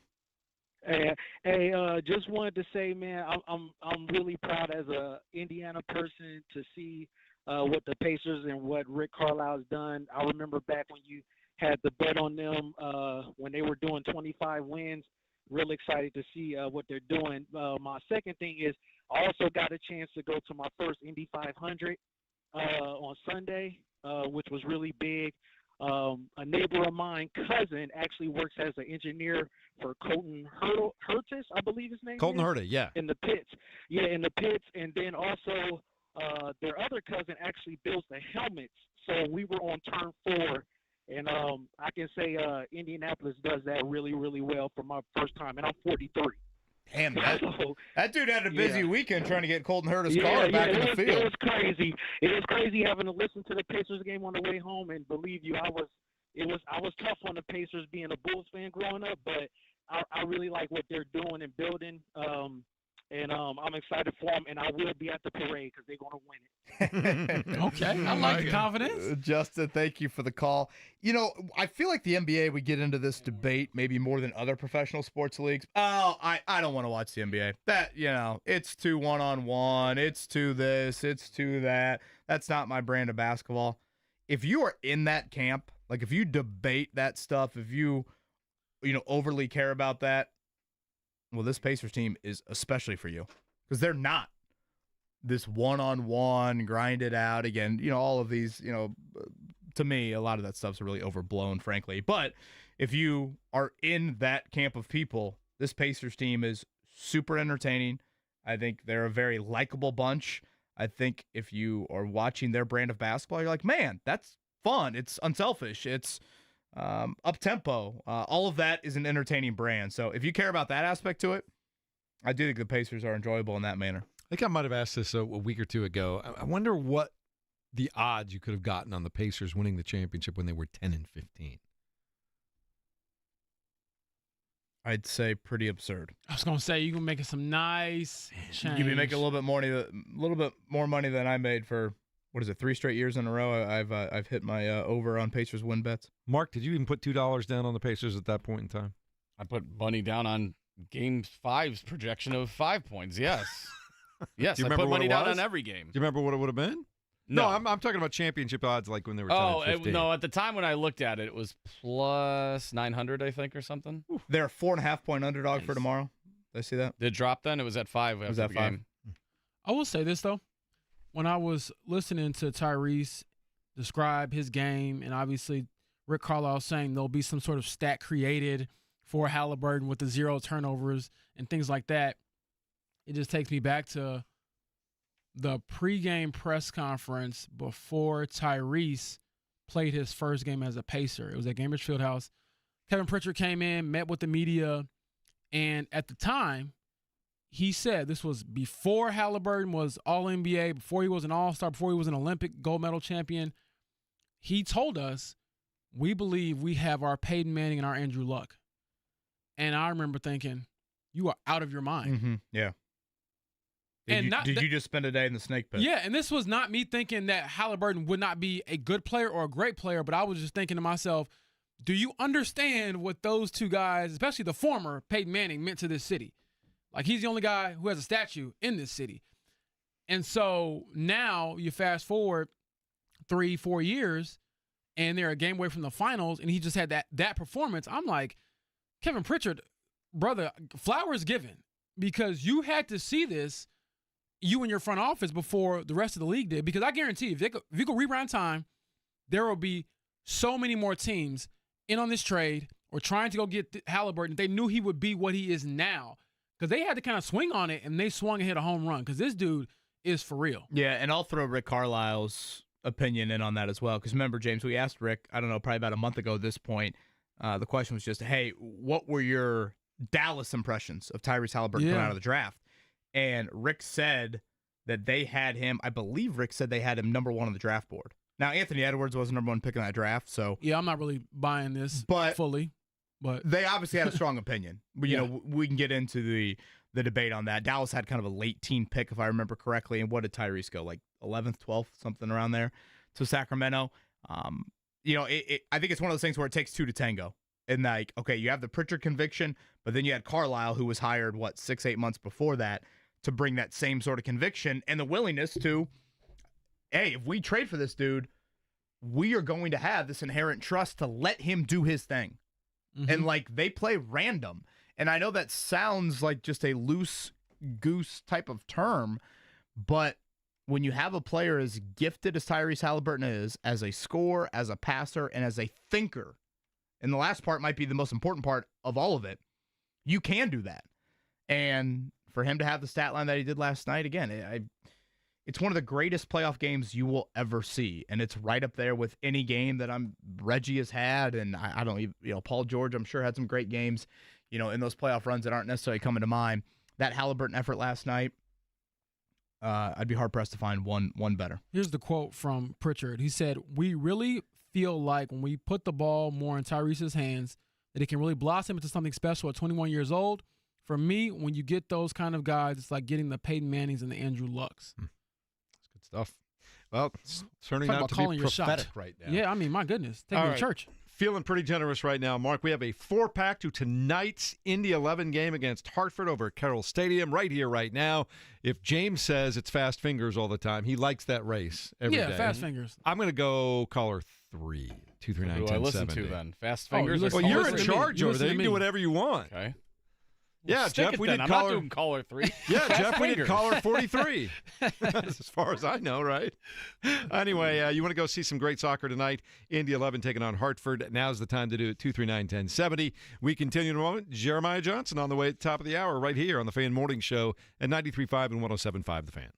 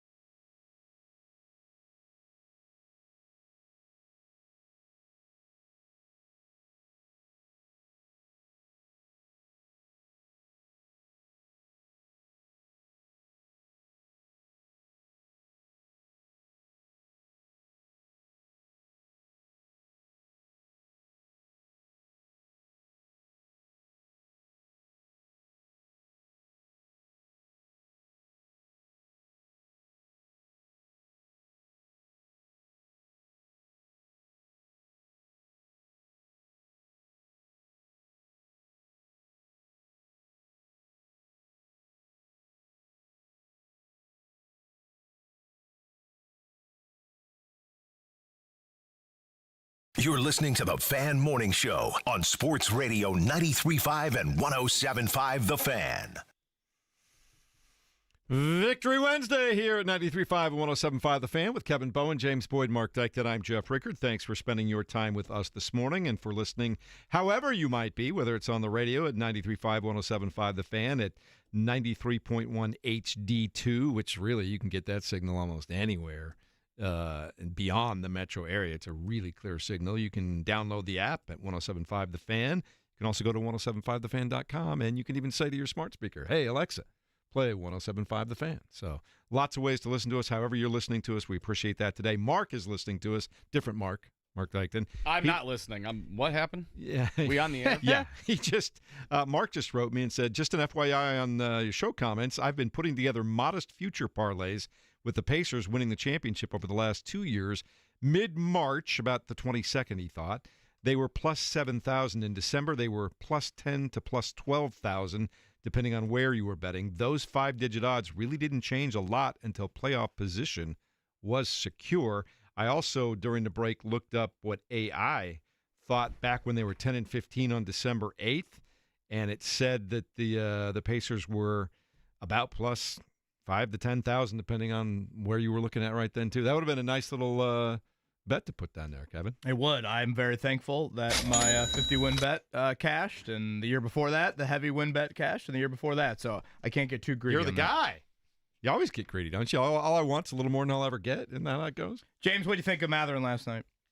Just brilliant. I mean, started the game off 4 seconds into it, bucket, and I was like, this could be a good sign. And then just the decisiveness in his decision-making, I thought was very clear and kind of night and day from what we've seen. The ball was not sticking to him. He was either getting downhill or moving the ball, and I thought that was kind of what helped him thrive in those situations like that. And I just felt like he was a part of the machine rather than the piece that was not, quite in the right position. So hats off to him. It was certainly a big-time performance in a big-time moment, and there are times when you think, man, they missed this last year without having him because of the torn labrum.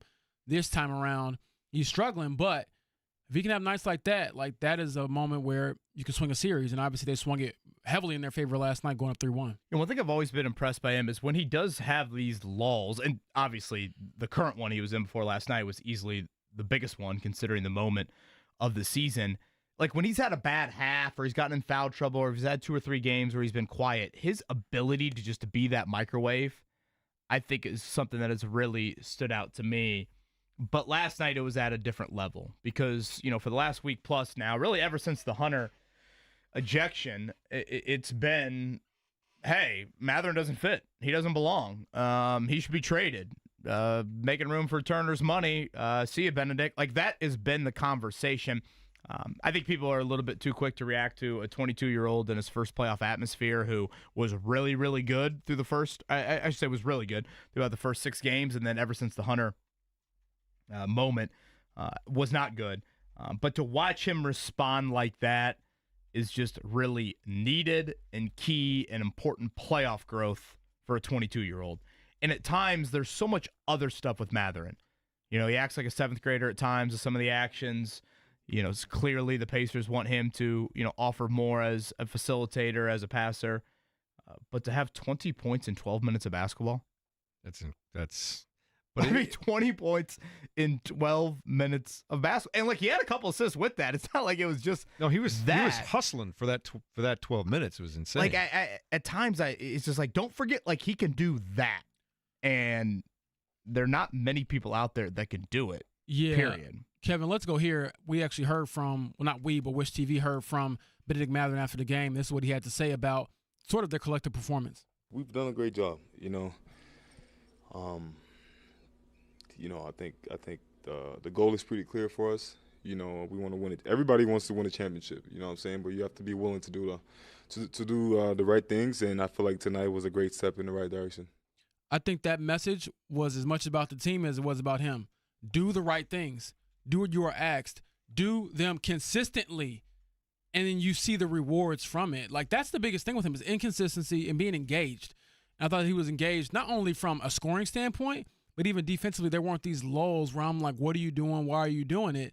And when he plays to that level of intent, you can kind of see, again, the fruitful nature of what you get out of it. Yeah, I thought the play that summed it up was when he kicked out Siakam for that late three, and then Siakam's reaction of him almost kind of going up to him and be like, we know you're crazy. At times, you make us want to scream, but you're so freaking talented. And these are the little plays that, yes, you're and one when you're coming off the bench, your ability to, knock down that first jumper when you've had a, really, really poor 2-week stretch here. There's no fear. Like, that is so gifted. But just the little stuff like that. He had that big tap for an offensive rebound late. I thought that was a pretty cool moment from Siakam. Definitely showed leadership and was kind of acknowledgement of like, man, if you can bottle that up, there obviously is a ton there to work with. Kind of poetic, too, that he did the right thing right in front of Spike Lee courtside. That's great stuff. All right. Jeremiah Johnson coming up in a moment here as we continue to discuss, dissect, celebrate, and bathe in a 130-121 win over the New York Knicks last night in Game 4 of the Eastern Conference Finals. It's next at 93.5 and 107.5 The Fan.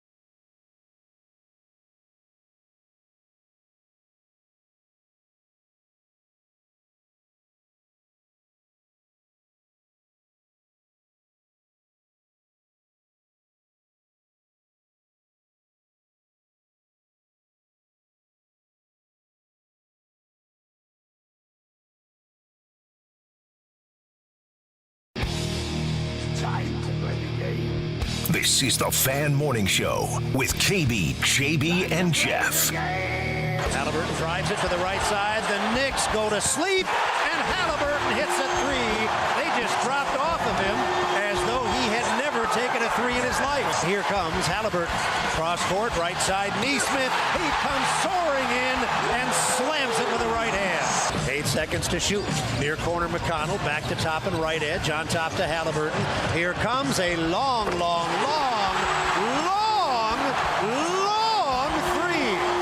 Shepard cleans up. McConnell sprints to the forecourt to Mathurin and into the corner where Siakam hits a three and then turns to the New York bench.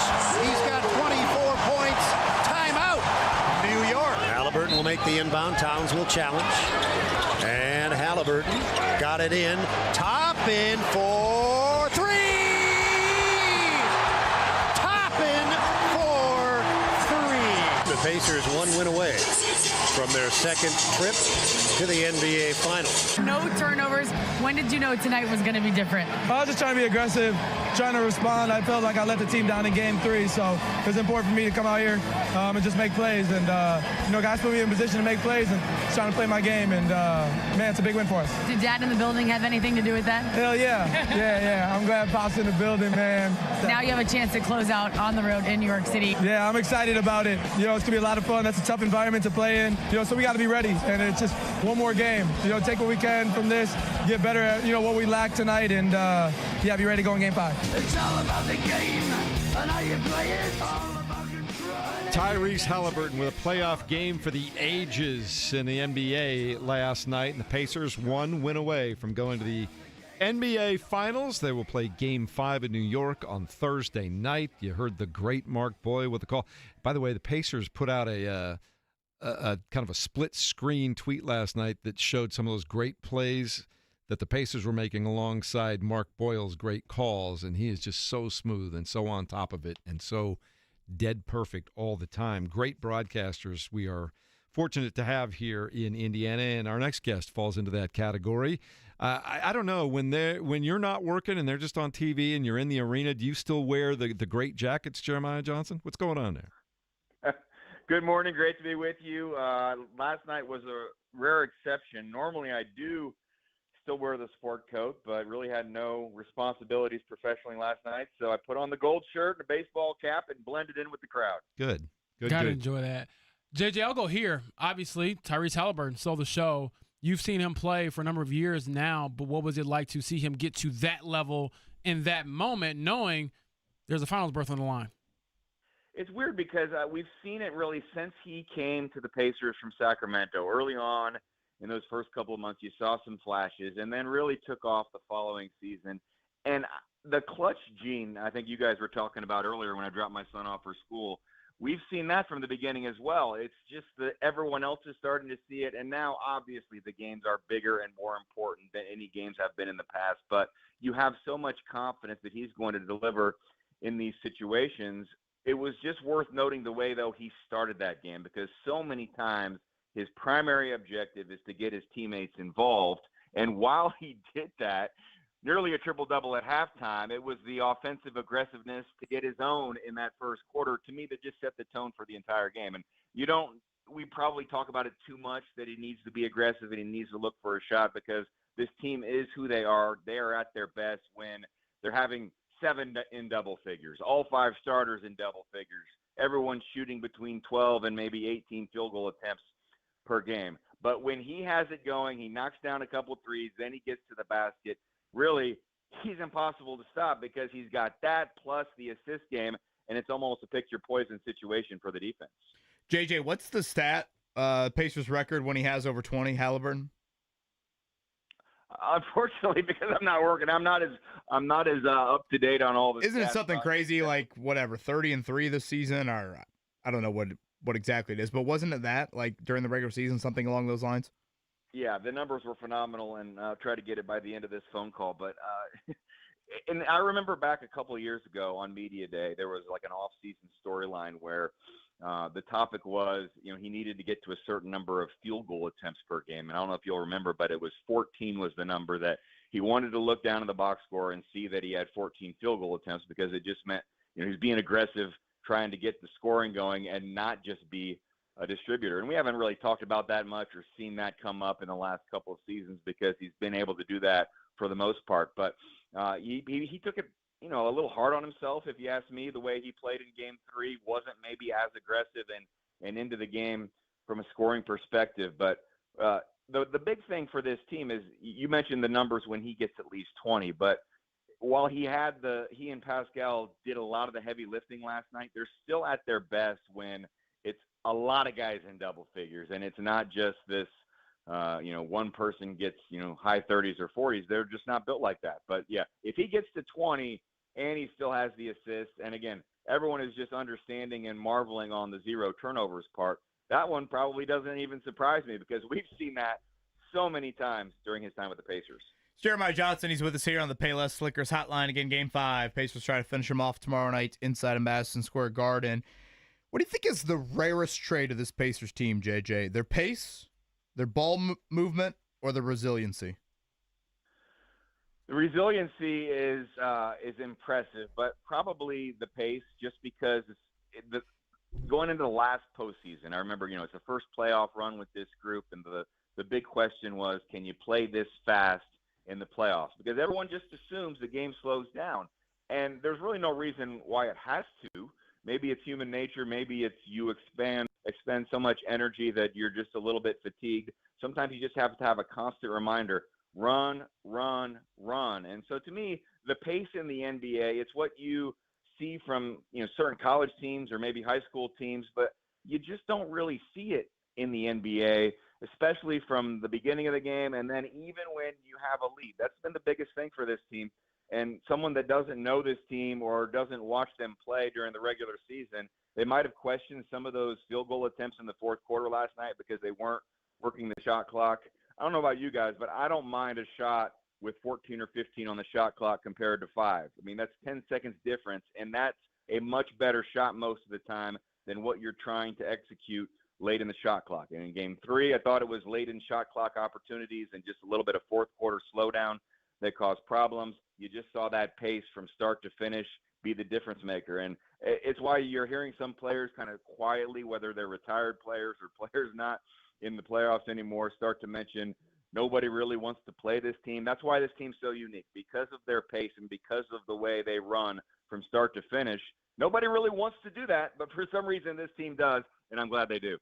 JJ, I'll throw this at you because I got your back. The stat is when Tyrese Haliburton scores at least 20 points this season, in the regular season and the postseason combined, the Pacers are 31-4. Is that good? Man. Tanner tweeted that at us as well. Thank you for that stat. Yeah, that is wow. How about someone else that scored 20 points last night? I mean, someone you'd like to talk a lot about, Kevin. Yeah, Mr. Matherin, I thought was outstanding. I thought it was a kind of cool moment late, JJ, and it honestly had me longing for the local broadcast because I know you guys would have hit on this at some point. Maybe even you would have asked Siakam if you would have gotten Haliburton post game. I thought the Siakam reaction after that late 3 when Matherin passed it out to him, like that was one of the just kind of cooler moments of here's the wily vet, here's the leader, and he goes up to the crazy dude who is so talented and yet makes me probably want to have another hair transplant here soon. Says, hey man, that's what we're talking about. You're so freaking talented, but you have this ability in these settings to do that.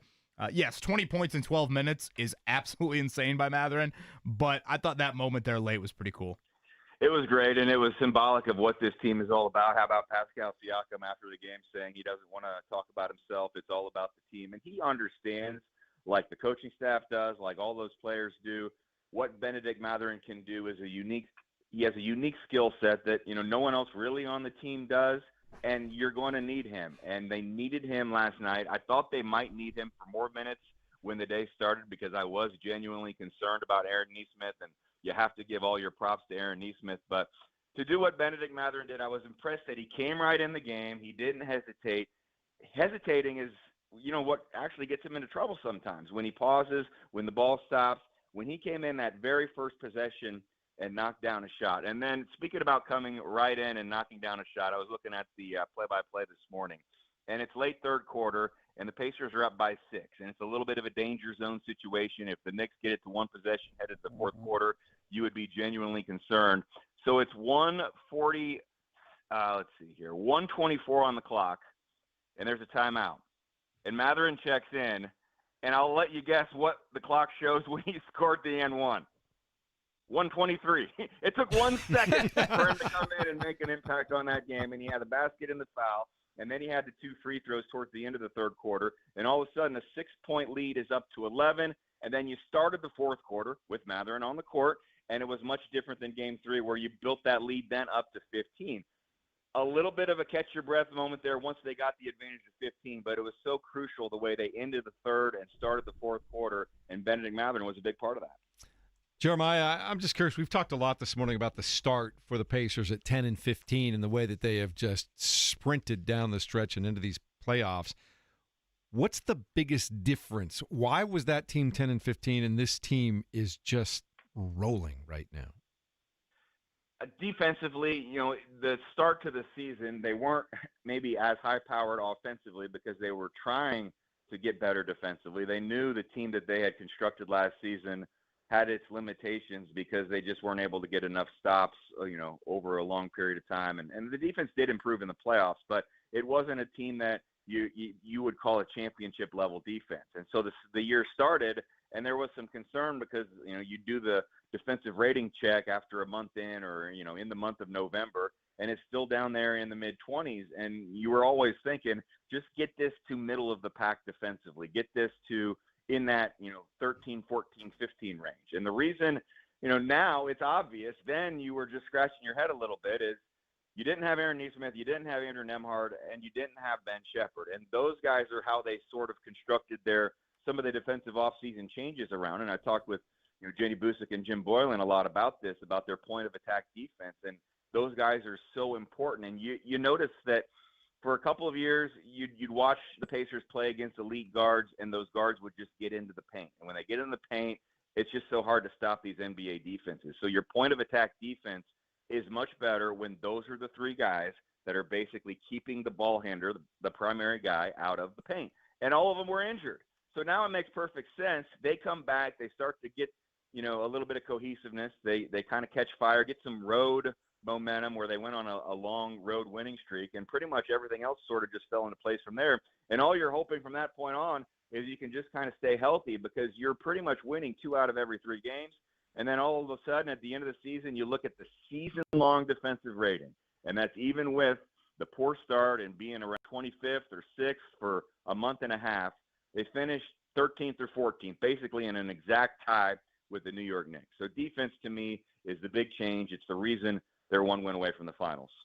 Jeremiah Johnson with us here, Payless Liquors Hotline. Of course, you see him during the regular season and early on the playoffs on Pacers sidelines TV-wise. JJ, I don't know if it's Bob Sanders-like, but, man, I must say when I saw Danny Granger last night, I was like, damn, I cannot tell you the last time I've seen Danny Granger inside of Gamebridge Fieldhouse. Any idea what he's up to, anything like that? I thought it was pretty cool to see, of all the former players back in the building. Yeah, I mean, there were some that you've seen a few times, but that first time back and then being a part of the team and kind of remembering the impact that he had and how much they missed him when he was traded, I was very happy to see him. Other than some of the TV work that he did, I don't think it's been the last couple of years, but for a while there he was doing CBS Sports Network, and I think there were, some conversations or maybe, some thought at some point he could continue that TV career. But the last 2 to 3 years, I've not seen him and didn't get a chance to actually catch up with him last night. But he was you're obviously going to get a big crowd cheer for a guy like Lance Stevenson, but the one that was probably as impactful as anyone last night was Danny Granger. So I was thrilled to see him. How about all the different generations of Pacers fans? And they weren't just sitting there because, you got an appearance fee and you got a good seat and you're going to kick your feet back. They were every time you look down at one of those guys that they put on the big screen, then after they were on the big screen, they were standing up, they were cheering, they were enjoying things. And you know what? Once a Pacer, always a Pacer. So I'm glad they can enjoy this, and I hope they appreciate and feel some part of this playoff run. JJ, the last one from me, when you look at the way Aaron Nesmith plays basketball, how does that invigorate the rest of the team? You're around them more than like the general public, but how do you think he just gives them a spirit of indomitable will? He never cares about how many shots he gets. He always wants to guard, the best player or take on the biggest challenge. I've never seen him one time when he is subbed out of a game complain or, lower his head. He just supports his teammates. I'm not sure if there would be a better teammate in any sport than Aaron Nesmith. And then consider the injury that he had, and you have to have some perspective of what he's already been through this season. I was really concerned about him being able to play, and then if he could play, knowing the responsibility that he has in running around, chasing Jalen Brunson. It was such a great sign early on to see him not hesitate. Sometimes if you have an injury like that, you may not go in for the slam. You may take a little bit of a pull-up jumper. You might be a little bit gun-shy, and he was not that. And I remember, the first few times we talked to him, he's a little bit shy by nature. He's someone that if you have a conversation with him or you just happen to stumble upon a media session, you might think he's just a real quiet, calm guy. But his play on the court is anything but that. And so in some ways, I know that Kevin asked about Bob Sanders in that comparison to coming back. But maybe, Aaron Nesmith's play and his demeanor is a little bit like Bob Sanders, because I was in those Colts locker rooms, and I don't ever remember him being – that outspoken, didn't say a whole lot in interviews, but boy, when he was on the field, he made an impact as well. So, and he's probably of all the guys, considering that what was said about him in that trade with Boston and the expectations were there and maybe not getting to do what he wanted to do at the start of his career. When he had that game in game one and got, the TNT interview with, inside the NBA, I just felt good for him. I mean, he's the kind of guy that when I'm getting scrambled eggs and toast in the morning at breakfast, he'll walk right up to me with his hand up for a little bit of fist pumping. It's not necessarily a long conversation, but he goes out of his way to say hi, and that's a little bit indicative of the kind of person that he is. Always good to hear from you, JJ. You a crispy bacon guy, JJ, on that plate? Important. Scrambled eggs, toast, crispy bacon? Me or Aaron? Well, you. I guess I don't even know what Aaron has. But I probably should follow the Aaron Nesmith diet probably more than not yours, but you know what I'm saying. From guys like Aaron, there's a reason they're able to have that energy over the course of the game. I'll have not too crispy, but I don't want it to not be cooked, so kind of in the medium on the bacon. Kevin Bowenberger, final week, Cluster Truck, 20% of proceeds to the IU Simon Cancer Center if you're hungry today. Good work. That was impressive, actually. I didn't know where you were going, but that was impressive. Hijack the man interview. I mean, it's good lunch. It is, but that was well done. Thank you to Jeremiah Johnson, in case we didn't say thank you to him. All right, buddy. I don't like limp bacon. No. I like limp biscuit. I don't like limp bacon. Mark, should we just chuck it down at this point in time? Because now I'm just getting hungry at this point in time. The Morning Checkdown on 93.5 and 107.5 The Fan. I don't eat until after the show, so on the Tuesdays when we get the cluster truck delivery, that is golden for me. Is that why you eat like so fast? I wanted to ask you that because I was like, man, that cluster truck comes in and means I haven't eaten since before 8 o'clock last night is what it means. Ooh, Lord, have mercy. You ate a pizza yesterday, courtesy of Cluster Truck. I thought all day long. That was the most college thing I've ever seen you do. That was more college than drinking the beer last That was carb Friday. day vibes. It was a nice barbecue chicken pizza, though. It was very, very well done. You housed that whole thing yourself. Well, over the course of the day, I didn't eat it all at once. No, I mean, I had 2 pieces for dinner last night. You folded that whole thing and shoved it in your mouth. I tell you who ate last night was Tyrese Halliburton. Look at that. I like that transition. 5-course meal right there. Yeah, well, the 5 course is 32 points, 12 rebounds, 15 assists, 0 turnovers, and 4 steals. How's that for your 5-course meal last night? He was balling, and again, Knicks fans struggling this morning because that dude put it on him. So did Pascal Siakam, 30 points. Just, by the way, Benedict Mathurin, 20 points. And how many minutes last night? 12. 12 minutes. You blinked, and he had 10 points.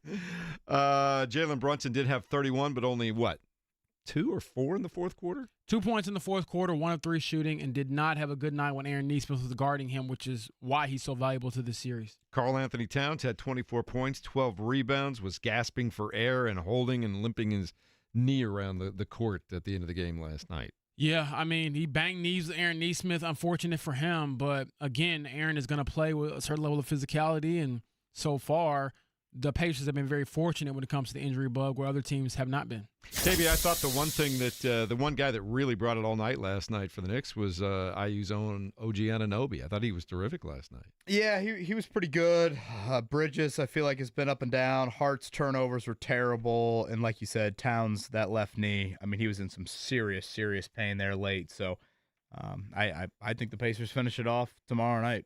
All right, we'll keep an eye on that. Tomorrow night, airtime 7:30 right here on 93.5, 107.5 The Fan. Tonight, it'll be the Minnesota Timberwolves fighting for their playoff lives on the road against the Oklahoma City Thunder. The Thunder lead 3-1. They rebounded from that 42-point beatdown in Game 3 and did a nice job on the road against the Timberwolves in Game 4. So they bounced right back, JB. Yes, they did. So, I mean, look, whether you win by 40 or you win by 2, a win is a win, and they're up 3-1. All right. Also, WNBA later on tonight, the Indiana Fever on the road to take on the Washington Mystics. They'll have to do so, KB, without Caitlin Clark, who will miss at least 2 weeks with a quad strain, and then will be reevaluated at that point in time. How much different does this team look tonight? A lot. Yeah, a lot.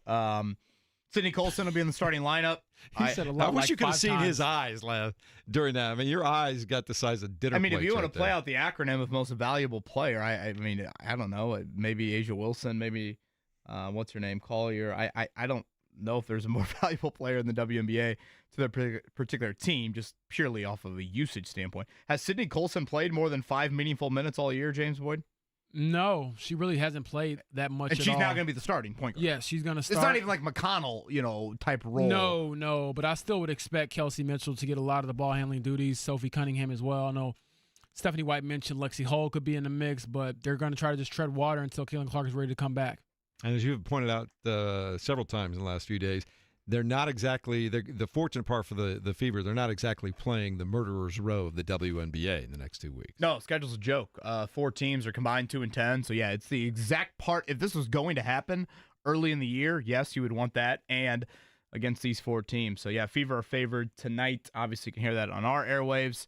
7:15. Our coverage begins WTHR locally here. I believe it's Ion on Friday. So WTHR and Ion for the Fever this week. The Indianapolis Colts return to the field today. I know that both of you guys are going to be over there for a little bit today on West 56th, correct? Yes, sir. I will be writing who is the starting quarterback. Everything I say or write today is set in stone. I want everyone to know that. Now, will you do the 7-on-7? Anthony Richardson was 11 of 14 in 7-on-7. I probably will track all that stuff, and I know it sounds ridiculous, but do you think it's they something. split today, or do you think it's just one today and then probably one tomorrow? Like, do you think Richardson and Jones? I think they split today. Because Shane hinted at that. There will be some days that they would actually split within the day itself. I think they split today. Because if in they previous, don't, Lord have mercy. Daniel Jones, QB1. Are we upset if our two new defensive backs have all kinds of interceptions today? Well, it depends on, I guess, what you're rooting for this time of year. Are you rooting for the defense, or are you rooting for the quarterback? I'm always a defense guy, but you need your quarterback to be looking good from the get-go, I think. So we'll wait and see. Also, Major League Baseball last night. Everybody's happy in the studio today. The Cubs win, the Reds win, the Cardinals win, the Pacers win. Everybody's winning. We got so much winning going on here, I can't stand it. It's good stuff, JB. Yes, it keeps me busy. I haven't slept very much the last week and a half, but hey, that time of the year where it's very fun. One hopper from Alex Pillow in the first pitch last night of the Mets game. Was it at least somewhat online? Don't you always go higher and harder with the first pitch? Isn't that where you miss? I want to see Nuke. Why does everyone miss short? Yeah, see Nuke LaLoosh and throw a heater about a foot over everybody. You think people don't account for the mound? Yeah, you're but throwing down, so I feel like they're throwing down, so they don't account for. Preach, Mark. But like if you miss high, you're not going viral. If you miss low, you're going viral. Was he on the mound or in front of the mound? Yeah, I didn't get a great look at it. I just saw the one hopper. Because a lot of times, Mark, they just stand right in front of the mound. You're gonna have to kill me if you're putting me in front of the mound. I'm going to the mound, damn it! You're not keeping me. You're gonna go grab up the rosin bag a couple of times too. We talked with Alec Pierce about this, James, and it sounded a bit like an excuse. He said that he did it at Wrigley earlier this year. They brought out the mascot with one of the big mitts, and he was afraid he was going to injure the mascot.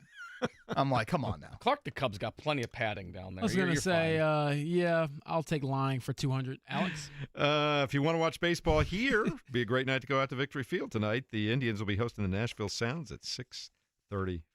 Anything else? Yeah, announced yesterday from the Colts, Jim Irsay patch the team will wear here coming up in 2025. So still await details on, a service for Jim, what that would look like, where, public, etc. So we'll continue to await those details. But patch, obviously a no-brainer. I assume he'll be inducted in the Ring of Honor, maybe even as early as this year.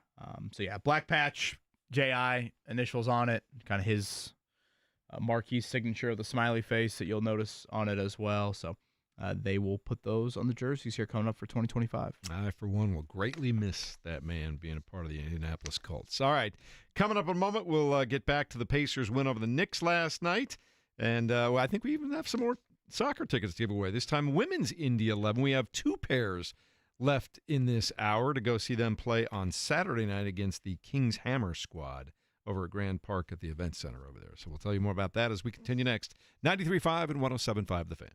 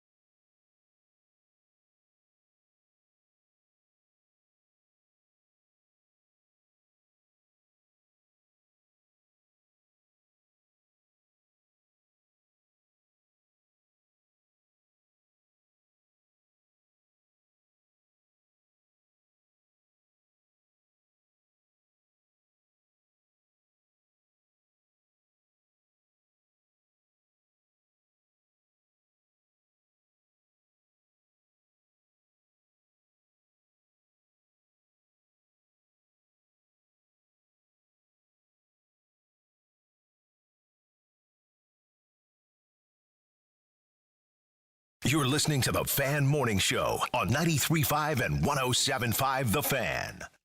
That's how we do it, James Boyd. We're already looking forward to the 110th Indianapolis 500. And I was thinking about this watching the game last night with all the New York stars in the building and all the former Pacers that were there and Triple H and everybody that is all of a sudden now, Gainbridge Fieldhouse is a happening hot place. Over the last week, 10 days, is Indiana and specifically Indianapolis, Kevin Bowen, not the sports epicenter of the United States? We all know what great events we host. We got the WNBA All-Star Game coming up. We just had the NBA All-Star Game, not too far removed from a national championship college football game. Big Ten championship every year. NCAA tournament finals every 5 years, and almost every year a regional of some kind. I still contend it's maybe, if not the greatest, one of the greatest sports cities in America. And over the last 7 to 10 days, the sports city in America, Kevin Bowen. Jeff is running for mayor. It's true, though.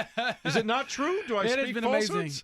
It's funny you say that. I went on Sirius XM. I forget the woman who was hosting on Saturday evening, but I went on one of their shows, and she brought me in with the phrase, "Let's head to the sports universe," or sports epicenter. I forget exactly what she said, but she said something to that effect. And I'm like, gosh, I guess she's right.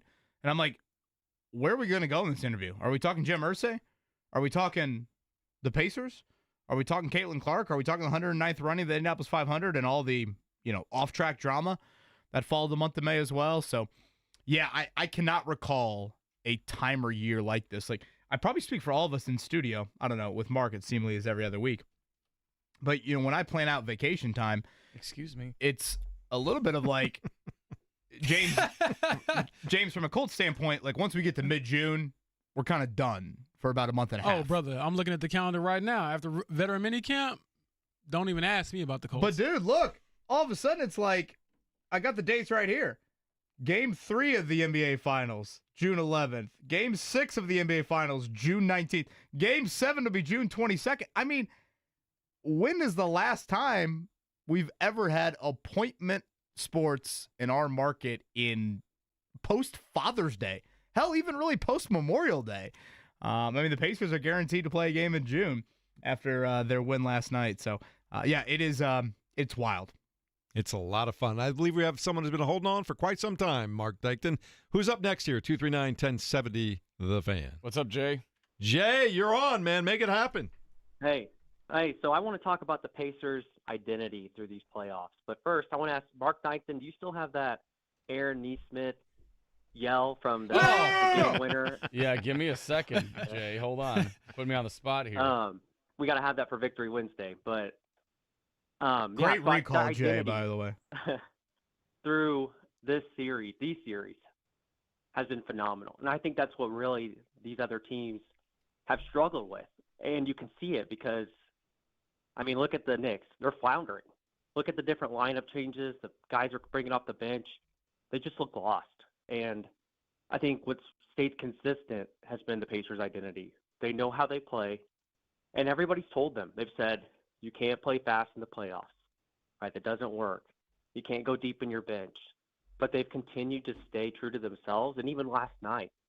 Charles Barkley, I don't know if you watched the postgame, but asked Siakam, he said, hey, man, have you ever thought about saying, if you can just run some more plays for me, I can do this every night? And Siakam deferred. He said, that's not who we are. That's not the basketball we play. So love this team. Love what we've been doing. It's been a long haul since going to a game a couple years ago with my brother, Memphis Grizzlies, where we got beat so bad that they put the basketball in front of the score on the Instagram post. So love what's going on in Indianapolis. This has been incredible. Yeah! That's how we feel!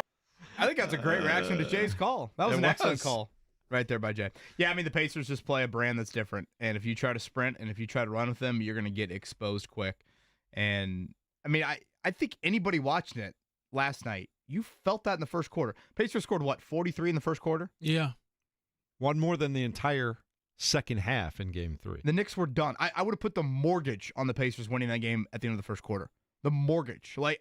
There's no way the Knicks can last. There's no way. Unless this game totally changes from a pace standpoint. They can't. And I think you saw in the fourth quarter, Jalen Brunson, as great of a closer as he is, he was a total non-factor in the fourth quarter. And I think that's why the Pacers will finish it off tomorrow night. You know what else out there when it comes to their pace?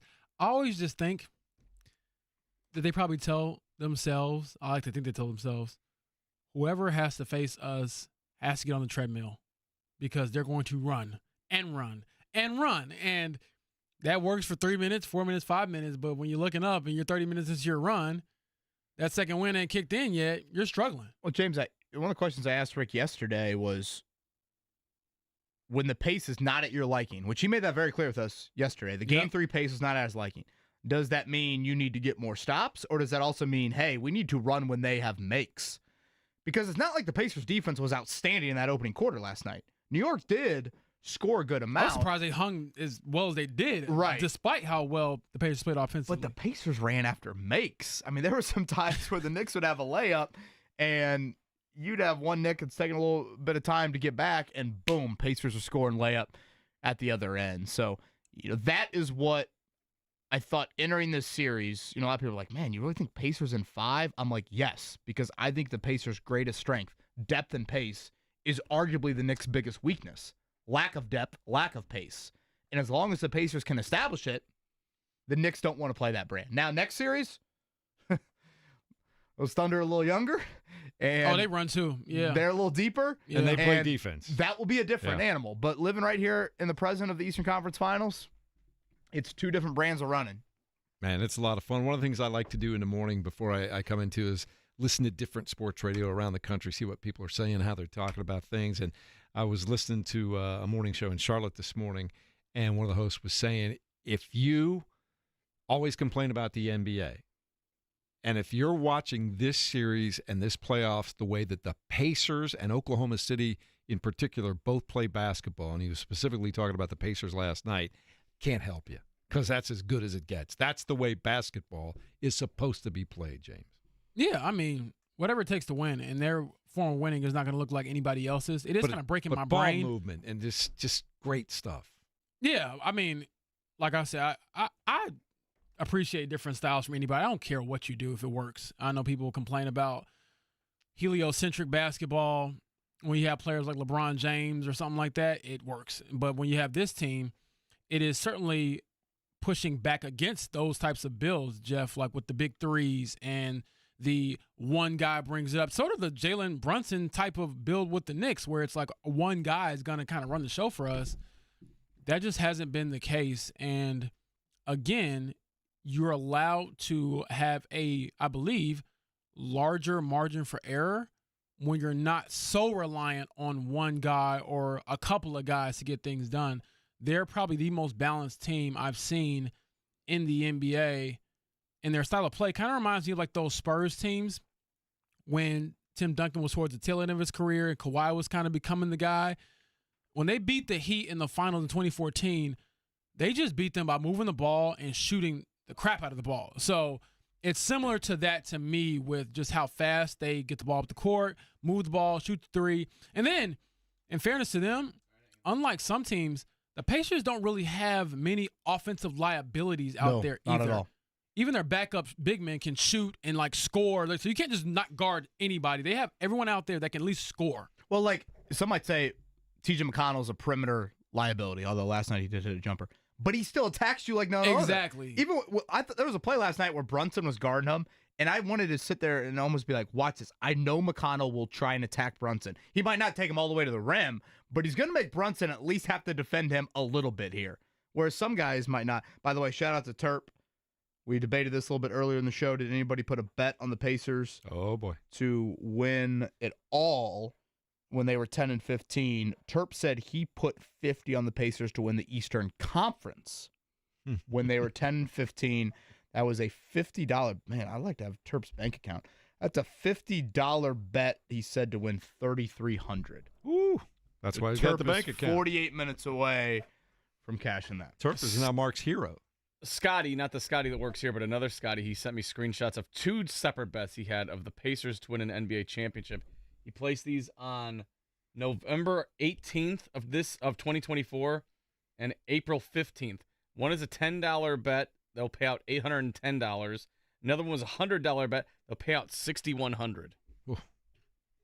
You can do some Not stuff too with shabby. that. You can do some stuff with that. Can we invite these people in studio and see if they I want to know. go out to lunch afterwards I or know. something? No, you Damn. want them to pay for lunch is what you're going for. Well, there. no, I mean we want to invite them and enjoy the camaraderie and sharing the fellowship. All right, we're going to finish up strong here in a moment. Scotty J's got his super stat of the day from Jiffy Lube.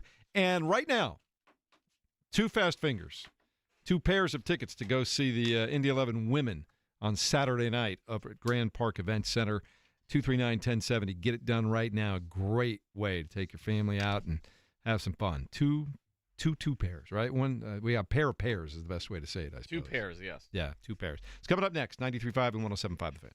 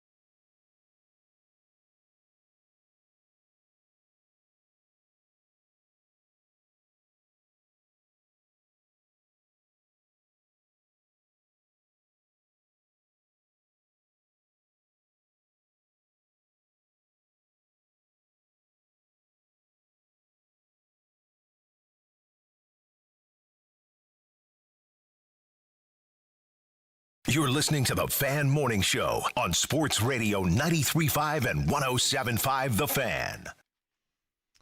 Still some work to do, but Victory Wednesday feels sweet today as the Pacers knock off the Knicks last night at Cambridge, 130-121. Everybody's winning today. We just had two winners for Women's Indy 11 on Saturday night as well. We have one. We still have another pair. The other guy dropped off, so we have one more pair to give away, 239-1070. His phone gave out, huh? Have him call back. But anyway, that's a lot of fun. Meanwhile, let's do the Jiffy Lube stat of the day, courtesy of the one and only Scott Johnston, who had a few interesting stats from last night's Pacers win over the Knicks. We good? There we go. Tyrese Haliburton finished with 32 points, 12 rebounds, 15 assists, 4 steals, no turnovers. We've been talking about that all morning. He joins Oscar Robertson and Nikola Jokic as the only players in NBA playoff history with a 30-point, 10-rebound, 15-assist triple-double. Oscar did it twice, but I think he's the first to do it with 0 turnovers, James Boyd. Anytime you can be in conversation with Oscar Robertson in this city, obviously that is certainly some rarefied air. Yeah, also, this is Haliburton's second career playoff triple-double, setting a Pacers franchise record.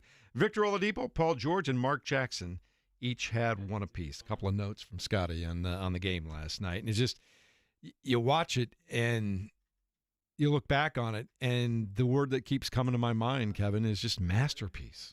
It was just a masterpiece. Yeah, he's in full control. I thought, I don't know if maybe there's some deeper analytics to measure it. I thought it was the most aggressive.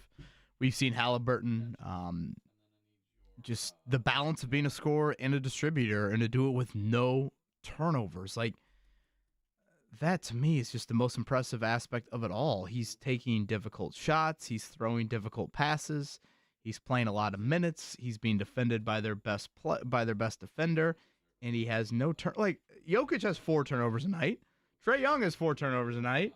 You know, James Harden, LeBron has the most turnovers ever. I'm trying to think all these big assist guys. I mean, all of them turn it over. And not only does Haliburton not turn it over, he also was giving you 20 a night usually.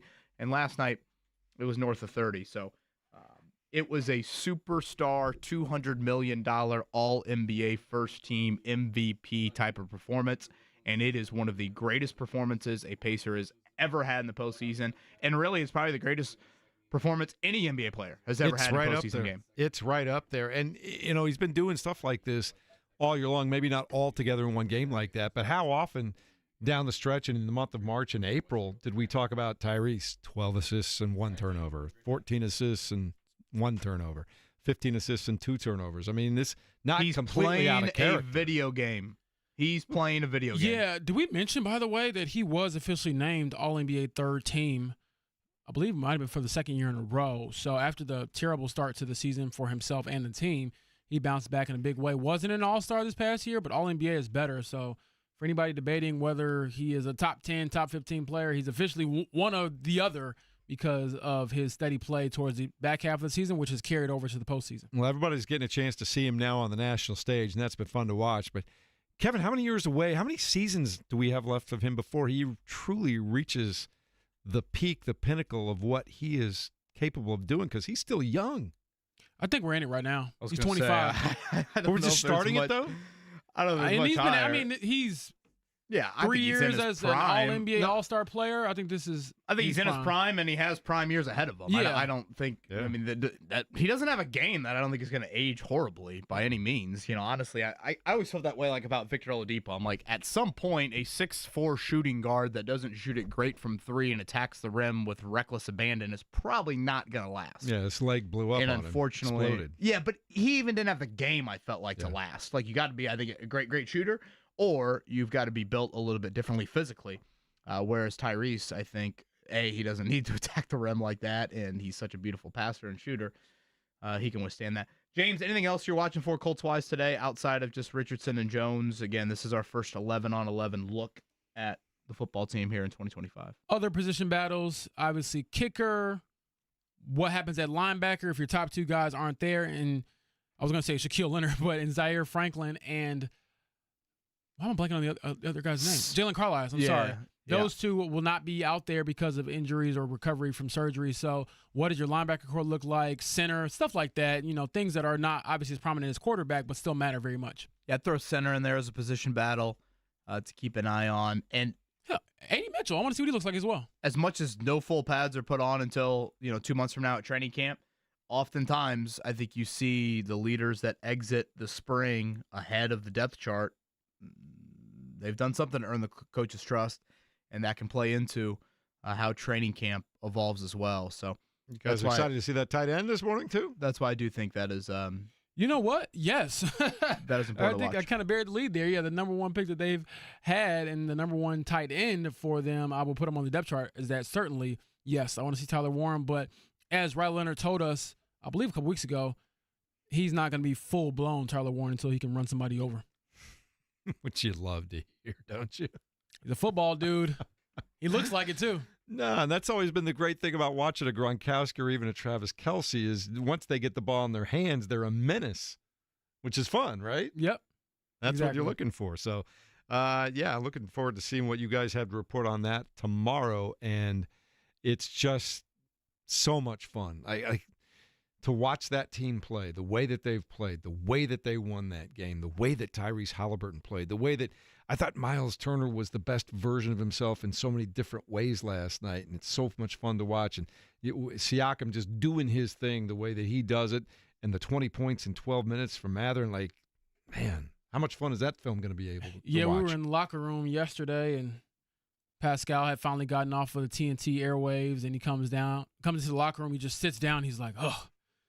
And we're like, that's all in a day's work. And he's just like, yep, 30 points and a dub. So he's just the workman-like, constant pro, and I think that he gives them a sense of calm out there as well. And you can see they've kind of grown up before our eyes because the night and day finishes between what we saw last year when they couldn't get over the hump against Boston till now is certainly different.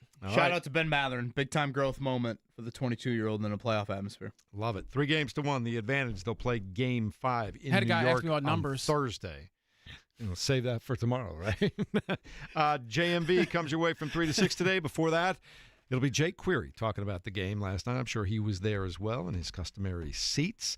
We'll be back tomorrow morning, 7 a.m. right here, 93.5.